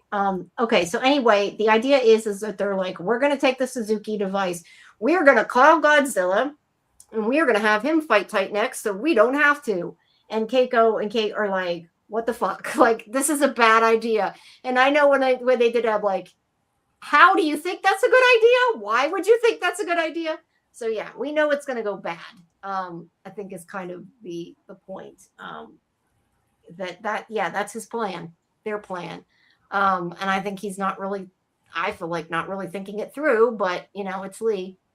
Like, I get it, but it seems like a bad plan. I don't know. What do you think? I mean, it turns out to be kind of a good plan before it's over, right? Yeah, I understand the thought process of the plan. Like, we're all trying to survive here, and this is how we survive, by getting Godzilla to take out the threatening Titan. Yeah, it maybe might work, but see, my idea is kind of like, you already brought one Titan there, and it's caused like a big problem. So let's bring another one to get rid of the first one. Like, it just seems like a bad plan. I'm not saying it is. I'm saying it seems like a bad plan. Yeah. On paper. So I get them being upset. She's like trying to get him to, eventually tells him who she is. Now, this is where I remember when I saw this, I didn't understand whose daughter she was. And I still don't really understand. Somebody to do with Apex. I will explain it. So she is the daughter. She is the daughter of Walter Simmons, who is the founder and CEO of Apex. Okay. And she is, and you don't know this yet, but she is the younger sister of Maya. Okay. Maya's in one of the movies. Yeah. And so is Walter Simmons. Yeah. So well, either way, at the beginning, he doesn't really listen to her, but he does. If you hadn't watched it, you wouldn't really know it, right? But yeah, basically, her father's a big. Yeah, I figured he was the head of Apex, but not or high in Apex. I didn't know the head of, but her father was high up. Yeah. Well, founder is pretty high up. Yeah. To be fair, I mean, he's big in Godzilla versus Kong, right? Is his big movie? Yeah. Yes. Yeah. Okay, so this is where Lee's pissed at his father because he made a decision for him without asking him. Okay, first of all, who wouldn't be mad that your father said you should go to Vietnam, right? I mean, his father says it'll be good for your career. You need some combat experience. I get it. And I also get that, like, look, you're in the army. You don't get to go where you want to go. They send you where you go. But it's usually not your father doing it to you. Right? Well, but he already had a position with somebody else. His dad went behind his back and talked to his new boss and said, "Hey, I want my son to do this instead." Yeah. So it's not like his chain of command made a change of their mind. It was his dad, his father. Yeah. Which is the problem. I'd be pissed too. Yeah. I would be very mad. Boy, and I wanted him to be late. I almost wonder because he's afraid he'd try to stop him. Like, I don't think he purposely necessarily got him drunk, but I think it was like a happy accident. It worked out, I guess. I mean, this show is about monsters, but it's really about parent issues, right? Yeah. Like, everyone has parent issues on the show. Yeah. All right. So there's Kentaro again. Okay. So he's walking around and he sees Godzilla. And I remember when I seen this, I'm like, what? I don't remember this happening. And then I realized, okay, Jamie, you were stupid. You fell for it a second time. That this was his dream. He's, thinking of it since they were well, no, I guess he hadn't heard what Lee said. I don't know why he was thinking of Godzilla and Titan X fighting. Well, that's what they're alluding to a lot in the show. Like Godzilla's got to come, and we talked about this last week where they said, what's his name, Dr. Surazawa was right. Surazawa, who believes they should fight, right? That Godzilla is the king of the monsters, and he's here to keep everybody under control. And eventually, are they going to fight? Right? It's a little bit of foreshadowing into the movies, right? Yeah. Either way, it looks really cool, but it is a dream. And he wakes up and he hugs his mother. And then Lee is brought to his apartment or whatever that he's expected to stay at, and he's like really pissed. He's getting more and more pissed at his dad here. None of the lamps work. All the None lamps. none of his lamps work. I mean, what the hell? There's no electricity. Like what? Yeah, that was not good. All of my lamps work. He's getting that. All right, Kentaro. Okay, so here's the thing. Yeah, I get that she's sensitive to the vibrations. Like I get that. But she sticks the thing down under the water to record it. I don't understand why Kate had to be under the water for her to record it. That was, to me, because the more of Kate's body that's in the water, the more vibrations they get. Yes. It doesn't make sense scientifically, but she's got this hydrophone under the water to record it, right? And Kate's foot is getting only a weak signal. And she says, I think if more of your body was submerged, I'd get a stronger signal. I guess Kate's... I'm just saying that doesn't make sense because... No, it doesn't. It also doesn't feel the vibration, but why does that bring more vibration? Is my point. Like it doesn't. Well, because I guess her body's like an antenna, and it could be more exposed. And then you want to know why? Because science, bitch.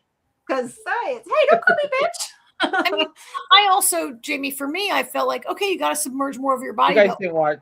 Neither of you guys watched Breaking Bad. Did you? The what? Who? I said neither one of you watched Breaking Bad. No. That was a common line of one of the character of Aaron Paul's character when somebody wanted something explained, and he'd be like, "Because science, bitch." Oh, that's funny. I also felt like okay, more of your body needs to be underwater, fine, but why your head? Like, why couldn't she have her head out of the water and be breathing? Why does she have to be like totally? Your head is only a very like. There's plenty of body underwater right now, Aaron. Because science, bitch. You're nitpicking the science of a show about monsters. I know. I'm just saying, like, because they wanted her to be like in a more vulnerable situation, right? Yeah. And Golden Child says her father would definitely not have approved. It was irresponsible for her. Yeah, kind of was. Yeah. Kind of was. Yeah, he's dead. He doesn't get a say. Yeah. Yeah. True. Either way, she's recorded it. They hear Grandma approved. Yeah, Grandma approved.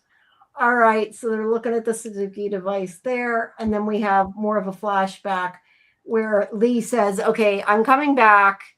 I can ignore what's going on and like put the team first." Is basically what that conversation is. Kind of like I believe in Monarch, right?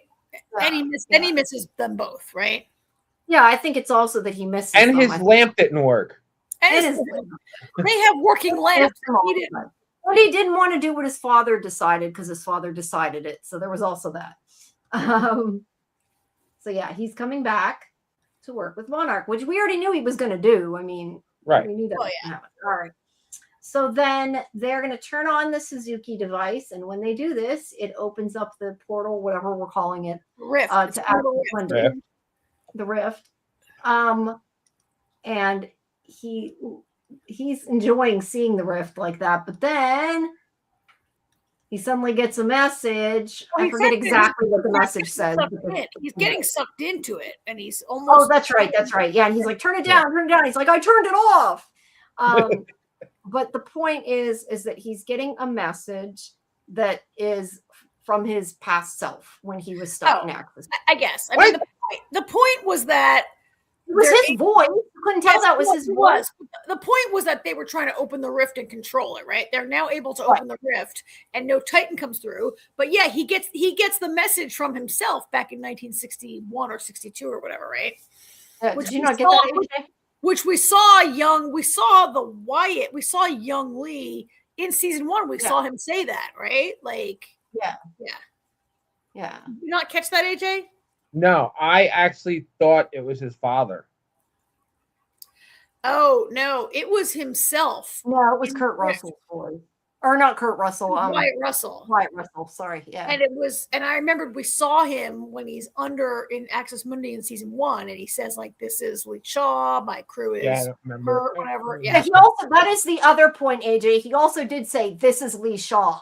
So there was also that. Oh, I thought he said this is like, I didn't think he said Lee Shaw. I thought he said Colonel Shaw or whatever. He might say Leland. He might say Leland Shaw the third or whatever it is. He identifies himself. It's him. He hears himself back in 1960, whatever, which is opening up a whole timey-wimey kind of thing. But I get it. Like, it makes sense to me. Like the rift has a type of time dilation that, right?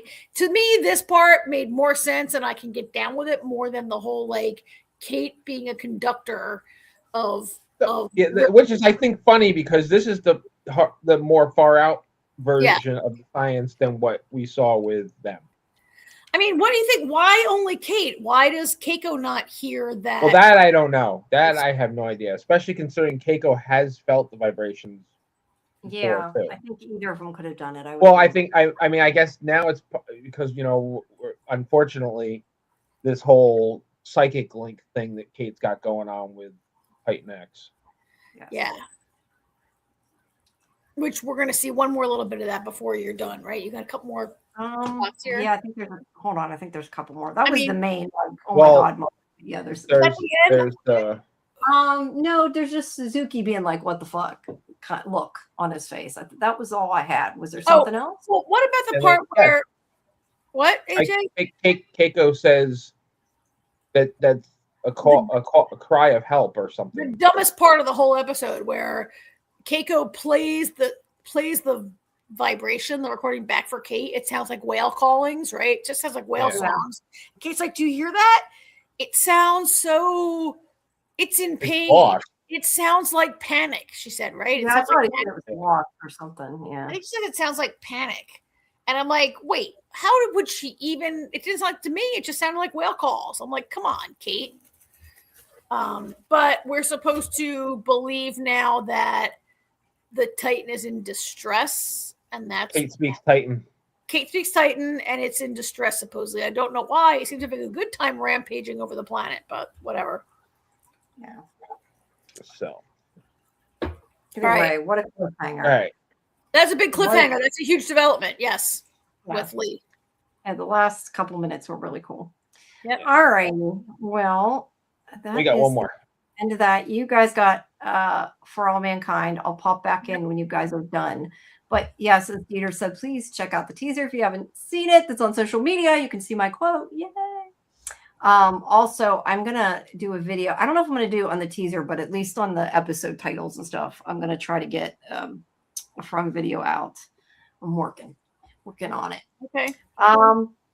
But yeah, I will see you guys in a bit. Okay. Great. All right. So this episode is called The Hard Six. It is... Why do I have a second thing open? It is episode number 2. It's called The Hard Six. It's a better episode, I thought, than last week. How did you like this episode? Yeah, it was, it's still kind of setting things up. I got to tell you, there was a second there when I thought they killed Ed. I thought they might have actually killed him. I'm not. Okay, so I want to. Do we have I don't have a solo Ed picture, I don't think, here. No. I kind of wish they killed. Here he is. I kind of wish they killed Ed. Ed to me is a.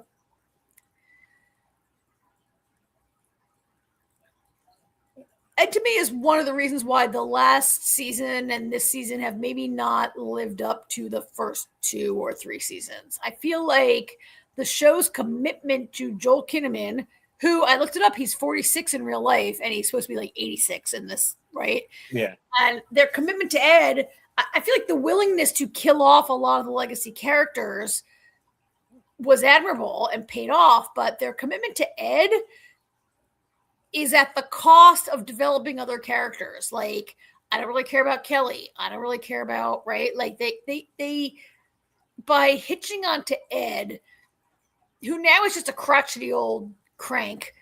And I feel like if you're going to commit yourself to Ed for 5 seasons, I think they have failed to really develop. So many characters grew and developed and then were killed. Molly, Karen, they really, and Ed like hasn't ever learned anything. They don't really go into his flaws, which are so patently obvious. And I just feel like his growth hasn't been worthy of, well, he has no growth. He's had 0 growth since season 1, right? Maybe that's the point. This character's had 0 growth. He's still like, he's 86. There's no more growth to be had. But he had now no growth ever. He's just now he's allowed to be old and crotchety and just say things. But he's had no growth over 5 seasons. He's just a self-aggrandizing, obnoxious, like he's not. I don't know. There was a lot of potential to do things with it, and now, like, I don't know. I feel like not killing him off has been at the expense of the next generation of characters meaning anything to me, right? Like, do I really care about Kelly? Kelly's really the only. Kelly's like what, a season 3? Okay, so Alita is season 1 character, right? Yeah. Kelly's like a season 3-ish character. She comes in, right? That's not a good picture of her. Yeah, 3. And then nobody has really like. I mean, they wrote off characters they introduced early. I kind of hate Ed, and I kind of wish I think it might be time for Ed to like die and allow the story to like, he's always wanted to go out in a blaze of glory. I guess maybe if he doesn't die at the end of this episode and he has to live, it might kind of stick in his craw that he didn't die. Like he's dying of cancer, hasn't told anyone. He would love to die helping Lee escape, right?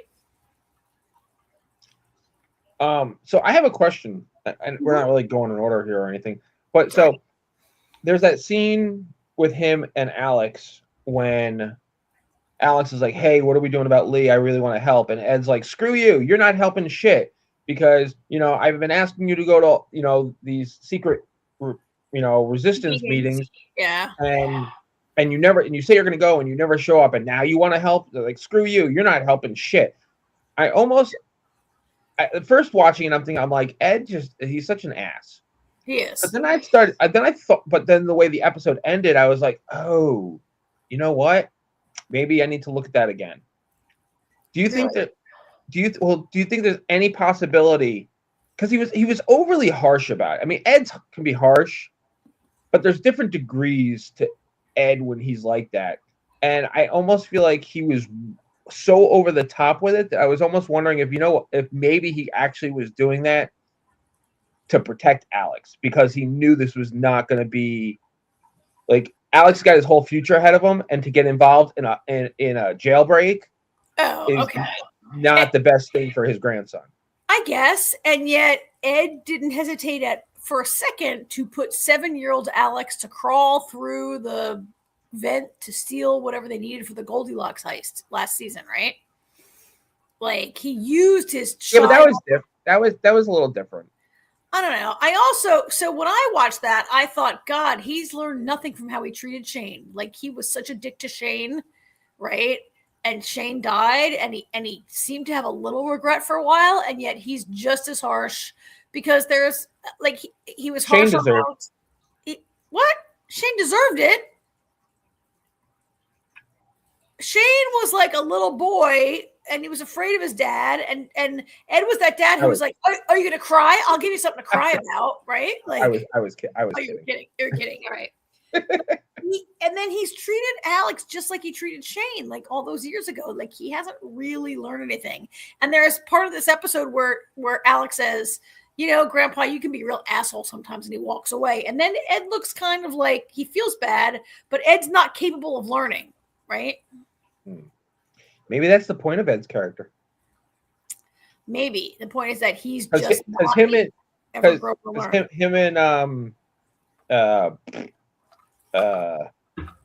Karen, Gordo, no, Danny, Gordo. Him and Gordo. I mean, up until Gordo became just a waste. They always had this mentality of we're astronauts. We get whatever we want whenever we want. We make all the rules. Well, yeah, and he basically forced Gordo to go back to the moon when the man was clearly not able or willing or didn't want to, right? Like, Ed's a real... I mean, maybe that is the point of his character, that he's not capable of learning or changing. And he's just condemned to make the same mistakes over and over again. I guess I just feel like I wish it would be a little... I don't know. It comes at the expense of any new characters having any meaningful role. Like, really, the only person who stuck around from last season is Miles. They killed Samantha off screen. They haven't been able. The best characters from season 1 and nobody who came after season 1 has really stuck. Actually, Lily, the daughter here, is one of the more interesting characters. I think that. Yeah, I'm looking for. I mean, I really hope season 6. Maybe Ed will be gone by season 6. I was kind of hoping I would be okay, as I said, if he would die right now. I mean, what really is his purpose except for walking around being an angry man? I really thought he was dead when they got on the ship. Me too. And you see him sitting there, and she walks over. I was really waiting for her to be like, he's dead. I thought there was going to be like blood, like there would be blood pouring down his chin and his throat, right? Like he was told, if you can't fly, they didn't really explain it, but I guess when you have lung cancer, maybe it's the changes in like. Well, no, it's because of Mars's gravity. So by being in the ship and flying, that changes all that. Yeah. The gravity of Mars, which is keeping him alive. Yeah. Because when he's flying, he's putting G forces on his body, physical force on his body that doesn't happen being on the surface. Yeah. So. All right. So flashback, the main part of this episode. So I cannot believe that in 2 episodes, Apple has not released a photograph that includes Lee, who is the main catalyst of the storyline, right? Lee, the North Korean astronaut, who is Ed's like old friend, is accused of committing this murder, and this whole episode centers around his arrest and jailing, and he's going to be transferred to Earth for trial, right? Which I guess, correct me if I'm wrong, it's a violation of like the Mars Charter kind of thing or whatever, right? That if you commit a crime on Mars, you're supposed to be tried on Mars, but like Earth is pretty pissed at Mars, and they just want. Well, it's because and he's North Korean, right? Well, the problem with Lee is he's not technically a Martian. Well, nobody is. Nobody's been born on. The only person ever born on Mars that we know of is Alex, right? He wasn't even born on Mars. He was born in orbit. Yeah, but Lee. But when I say Lee isn't a Martian, he's not a citizen. Lee is only there because they won't send him back. Like he's not like Lee's. It's ironic. Lee was the first man on Mars, and he's an immigrant technically. No, but Lee was working in the North Korean station. Yeah. In Happy Lee Valley. is not considered, but there. Lee is. But I know. But after everything that happened, his everything, his position and everything was revoked. So he's not even there like on work visa. You know what I mean? Like I remember North Korea pulled out of the M7 or M6 agreement. Like all the nations that agreed to work in Happy Valley, North Korea pulled out. He stayed there. He's kind of like an asylum seeker who's being kicked out, much like most of the asylum seekers in our country. He was the first guy there, and he's not even. That's why they're sending him back, because they can't say no because he's not an official citizen technically.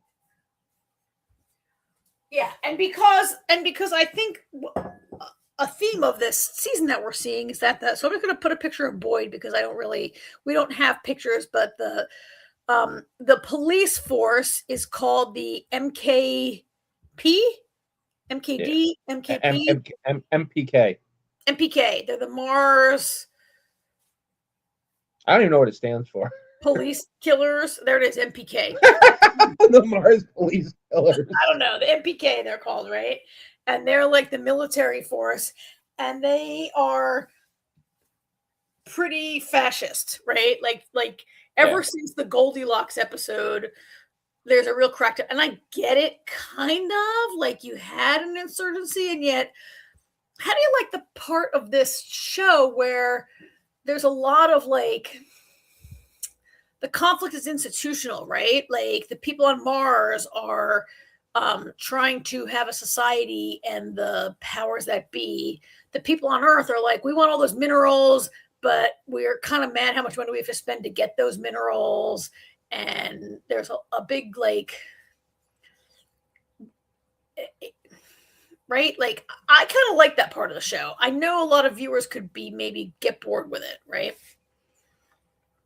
Well, that's, I think, some of the better, more people, more interesting parts of the show, because like you said, it's kind of like they need us to want to get invested in these characters, Yeah.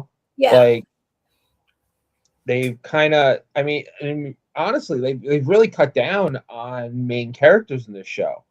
I mean, seasons 1 through 4, we had a lot of characters. Yeah. And now we've kind of, we're relegated to the Baldwins and a few other people. Yeah, it's more interesting to me also because I think we said last week I was a little worried. Like, I do not just want to watch a straight up murder mystery where Boyd is trying to solve a murder on Mars, right? Because it's definitely going to be more convoluted than that, especially with what Boyd discovered this episode. Yeah. So Boyd, let's talk about Boyd, what she's discovered. Boyd seems to be the only person on Mars who has an inquisitive mind and would like to find out what really happened, right? Yeah, yes.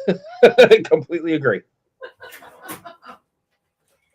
And her boss, I think her boss named Powell, I think, right? He's like last week he's like, last week he's like, oh, it's a suicide, whatever, we're done. Fill out paperwork, let's be done with it. And then he's like, oh, all right, it's a murder, but it's straight up, let's be done with it. The guy does not want to, like, he's not an investigator, right? He's just a security guard. And then he goes to Miles and he's like, hey, remember that deal we made? Oh, so I remember that deal that we made. It wasn't a deal. What do you think about that? That was not a deal. That was like, I tortured you until you told me something. Right? Pretty much. Like the deal is... No, but he did make a deal with that part, yes. But then with the higher ups, he did make a deal that, he would keep the insurgents under control, basically. I mean, the deal was last season, Powell beat the shit out of him until he admitted where the Goldilocks HQ was, right? Yeah. And they were raided and arrested or whatever. And then he's like, I'll tell. To me, it's not feasible. I cannot believe that Miles hasn't already said to them, hey, I'm sorry they tortured me. I'm really sorry that I gave in and told the truth. Like, how is it possible to keep it a secret? It's simple. You don't tell. Okay, well, why not tell now? Why not then be like, listen, I want you to know. First of all, couldn't Ed and them figure it out? Like they knew that he was locked up in a room. Like we saw his friends come in and rescue him. They knew he was beaten up. They knew he was tortured. Like they don't know that he told, though. How could they not?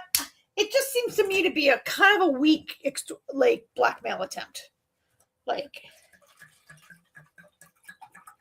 It seems to me I'm surprised I don't already know. I'm surprised he could just be like, "Hey, you guys," but he couldn't. There's no way he could tell them now. One thing about a secret like that is the longer it's a secret, the worse it is when the truth comes out. All right, it's been 10 years now. Yeah. That'd be really bad. Hey, remember when all those people died? That was my fault. kind of. I'm just surprised that they didn't know or they couldn't figure it out already. But anyway, so he's there was like, no guess reason what, Miles? I'm going yeah, to tell. And you're gonna, because I'm sure he was like, all right. he's like, they look what they did to me, and I didn't say a word, you know. Yeah, yeah. And now he's like kind of a rich guy, right? Like Miles has like over the years become like the major like retail. They opened a restaurant. Yeah, he owns the whole food court, right? And he's gone legit. He's like a guy that was like had an illegal organization and he's gone legit. Yeah. And his family, he's a family man and whatever. And I mean,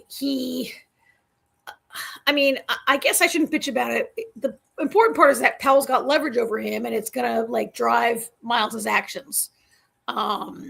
Meanwhile, he does still he keeps like his daughter Lily wants to join the do we call it the resistance, whatever it is, right? Whatever. Citizens Committee, the community organization. And Miles is like, no, stay out of it. I don't want you here. I want you to go down to Earth and go to college. It's the opposite of like Alex and Ed. And Ed's like, why don't you come to the meetings? Come to the meetings. And Alex is like, whatever, I don't care, right? And Alex wants to go to Earth. And he can't, right? He wishes he could, but he can't because his body can't like take it. Which reminds me a little bit of the. Well, no, he can go to Earth, but he wants to stay. He's staying on Mars because he does want to stay. I think he wants to go to Earth. We have seen him using the. No, that's what I said. That's what I said. He wants to go to Earth, but he's being family obligated to stay. Well, I also think that yes, his family obligated because his grandfather thinks Mars is the greatest thing ever. Of course, he's under house arrest on Mars. So this is a question I have, AJ.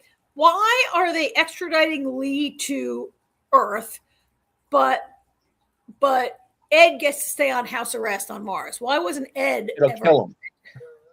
What?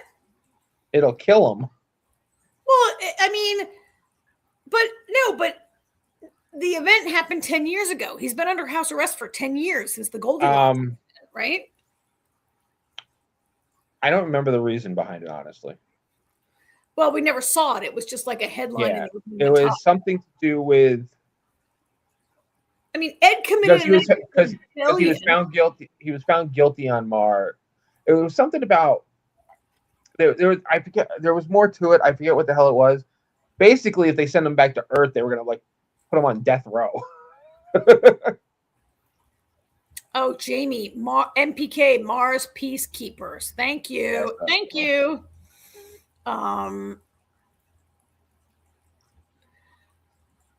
Yeah, I mean, it's not clear to me why. I mean, maybe also tensions have just gotten higher in the last 10 years, and Lee is accused of murder, whereas Ed was only accused of stealing an asteroid. Right? Like, it is the first murder on Mars that Lee is accused of.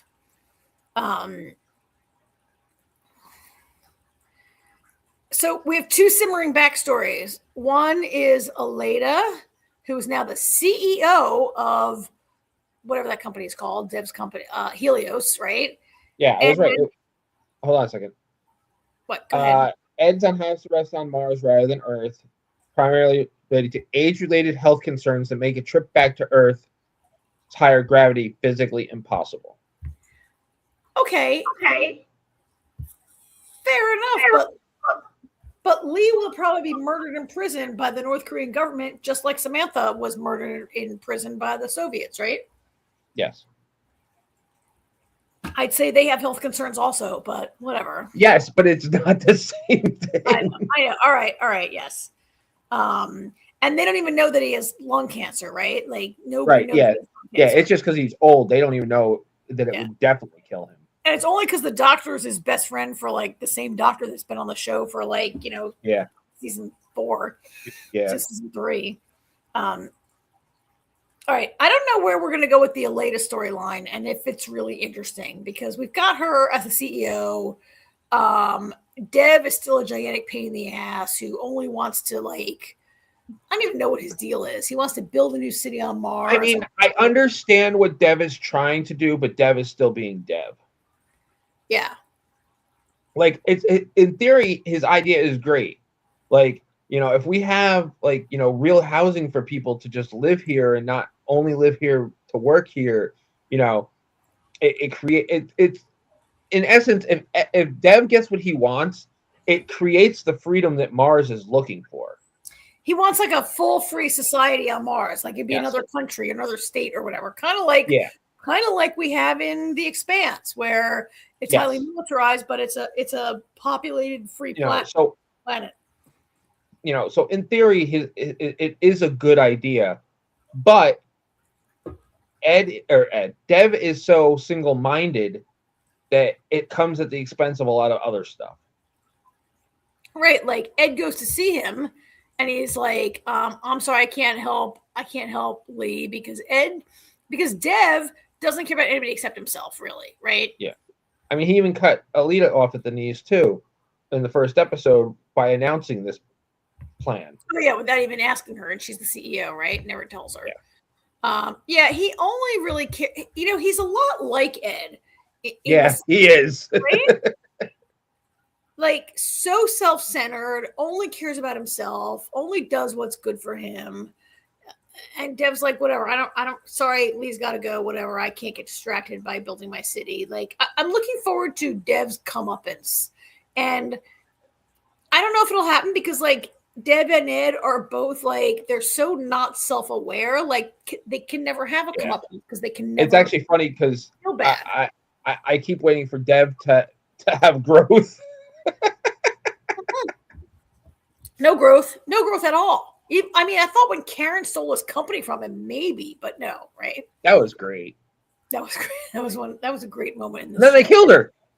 Yep, then they killed her. And Alita, I don't know if Alita's storyline is going anywhere. Really. I don't know where it's going. It's not really going anywhere. I mean, it's only the second episode, but it's not going anywhere yet. I mean, I feel like bringing your math to prison to have Margot do it is kind of cute, but maybe not a great idea.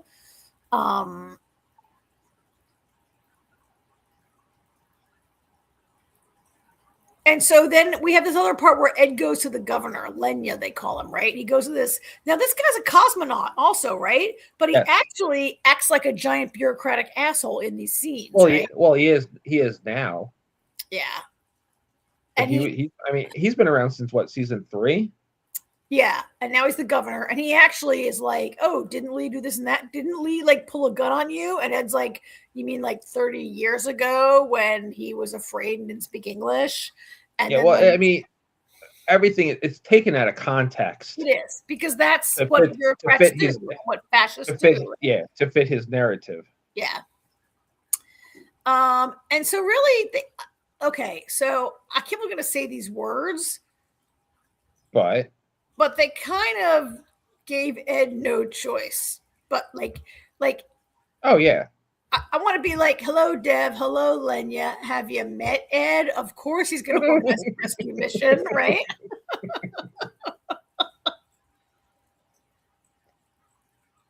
I love the rescue mission. I love that action sequence at the end. It was great, right? Oh, yeah. Like, Ed knows every single thing about Mars from the day they got there. He knows every system. He can think his way through. Like, of course he's going to plan an escape.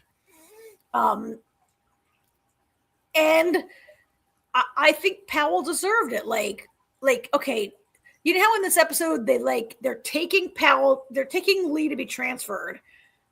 If I had a high profile murderer and a very controversial situation, do I need to walk the guy through the food court where like every single person who lives on Mars is hanging out there and make a huge like it was a terrible, terrible decision, right?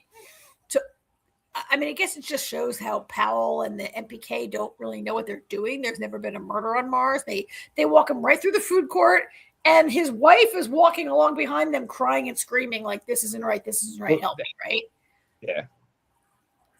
That wasn't the prison break, though. That was when they were moving him to prison. Something. But this is kind of, I mean, okay, you're right. That was right after they arrested him.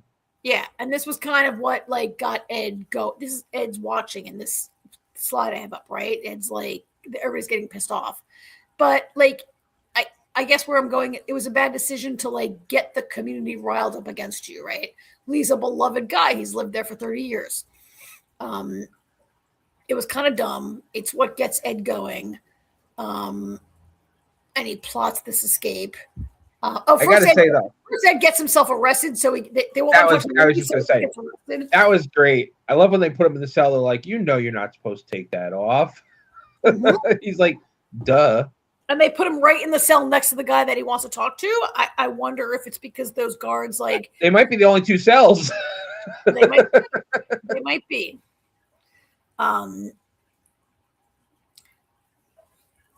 How did you like the escape scene where we don't have a shot of Ed flying? I have a shot of Boyd flying in pursuit. We don't have Ed flying the hopper. I thought it was surprisingly exciting for two very slow moving, no. Slow speed chase. Woohoo! They looked like golf balls with legs that were just like hopping. They're called hoppers. It was pretty exciting. And it was kind of, once I got it, I was like, oh yeah, there's another base. The North Koreans have a base. Yep. It's like North Korea, India, and like Pakistan have their own base, right? Together. Yeah. It was kind of genius to get him there so he can claim asylum with the other. And it was so great too, because I hadn't really thought about it all the way through until Powell's like, don't let them get there. We don't have an extradition treaty with them. I was like, oh, that's brilliant. Same here. I didn't really get it where they were going. I'm like, how are they going to get away until he said that? Like I knew where they were going, but I didn't think about the whole extradition part. Yeah. Yeah. It was pretty cool. I'm liking this character of Boyd. Probably because she's the only one that actually does anything on the show right now. Yeah, she's the only person with a brain on Mars. And also, I like Murray Enos, right? Enos. Yeah. I like her. She's a great actress. I like her. Quickly, Kelly. We have the whole Kelly thing. The Kelly thing was funny. It was funny. I don't know how she got this far in the space program by being a total doormat, and she requires Ed at Spaghetti Night to be like, hey, roll the hard 6. Why is he, and we had to be reminded, she's a co-owner of Helios. Ed has never hesitated. Remember when Ed just, assigned himself to the moon mission? He's like, I'm in charge. I'm going. Kelly, it's now 30 or 40 years later, and Kelly, 40 years later probably, and Kelly has to be reminded to do that. She co-owns Helios. Just pull rank. But that's the thing. But that Kelly's not her father. She never has been. You know what I mean? Yeah. She doesn't like to push. Push her weight around. You know what I mean? That's. Yeah. She's a scientist at heart. You know what I mean? She's not. She's not an astronaut with that ego. Yeah. But I thought that when I say the scene was hilarious was the dinner scene when Ed says, roll the hard 6. He's like, you're a Baldwin. And poor Alex is like, and Alex is funny too, because Alex is like, she's like, Kelly's like this, that, and the other thing. And Alex is like, Mom. Mm-hmm. He's like, it was funny because Alex is kind of like, Mom, I think you forgot who you are, because there were certain things Kelly was saying, and Alex was like, Mom. So. I feel a little bad for him. What's at stake here is Kelly is fighting to go on a mission to Titan, which is one of the moons of Saturn, right? They're going to bypass Jupiter, go to the moon of Saturn to find this. They think there's life out there. And I'm just like, so Kelly is kind of just like Ed. How Ed left his family, left Kelly, left Alex to go to Mars. And now she's going to maybe do the same thing, right? Yeah. It's kind of uncool. I tell you what, though, the guy that was telling Kelly, no, he's a dick. She's absolutely right. I mean, I agree with Kelly from the beginning, not just because it's Kelly, but if you want to stay ahead of everybody else, you can't just send another probe. Yeah. Yeah. And he's like, oh, but this is how protocol works and everything. And it's like, and well, nothing ever got discovered or, was accomplished by being safe. Sometimes you gotta push the envelope a little. Yeah. And she's like, humans have to go, humans have to evaluate it. It's actually a little bit of the conversation we have nowadays about AI, like you can't just have AI, you have to have a human in the loop to be a part of that, right? I don't think they're going to find life. I don't think that's where this show is going to find life in the. You don't think so? Well, I mean, they kind of already found life. Well, That's they the found whole- like some microbes or something, right? Yeah. That's life. Yep, it's life. All right. Yeah. So Maybe it'll make Kelly more interesting on this journey. she's pretty boring. Kelly's a pretty boring I mean, character. again, it's 2 episodes. I keep forgetting that. I mean, I liked her when she first got up there and she fell in love, and they were like, she was such a cute and fun character, right? And then she just sort of like, they didn't know what to do with her. Well, because her job is actually very boring. Her job is boring. Her job is looking at microbes, yeah. So, all right, I think we covered most of it. Anything else for this episode? No, I think we're good. All right. Jamie, you still out there? There she is. All right. I am here. I am here. All right, I think we're ready to wrap it up. Yep. All right. Well, everybody, please make sure you come back Thursday at 11 for our Daredevil deep dive and our watch party at 9:30 in Discord. And yeah, right now, I don't know if you're coming to watch Daredevil. If Kimberly's still awake, I think we're going to watch it. I don't know. You said you were done. Are you going to watch it? Maybe I'll watch it. Oh, Doc Okay. Kaiju's here. You missed us. Sorry. Yes, Oh, yes, Doc. you missed it, Doc. Hi, Doc. Bye, Doc. Yes, thank you for coming, Doc. If you missed it, thank you. All right, I'll join you, Jamie. I'll join you there. All right. All right. Okay, well then we will go watch the new Daredevil if anybody wants to join us in Discord in a few minutes. All right. Assuming that we don't sit and chat again this time when we disconnect. Nope, we'll do it. All right. Have a good night, everybody, and make sure if you Bye, haven't, you Mom. check out that little From trailer. Yep. too. Cool. All right. All right. Good night, everybody. Good night, everybody. Bye bye.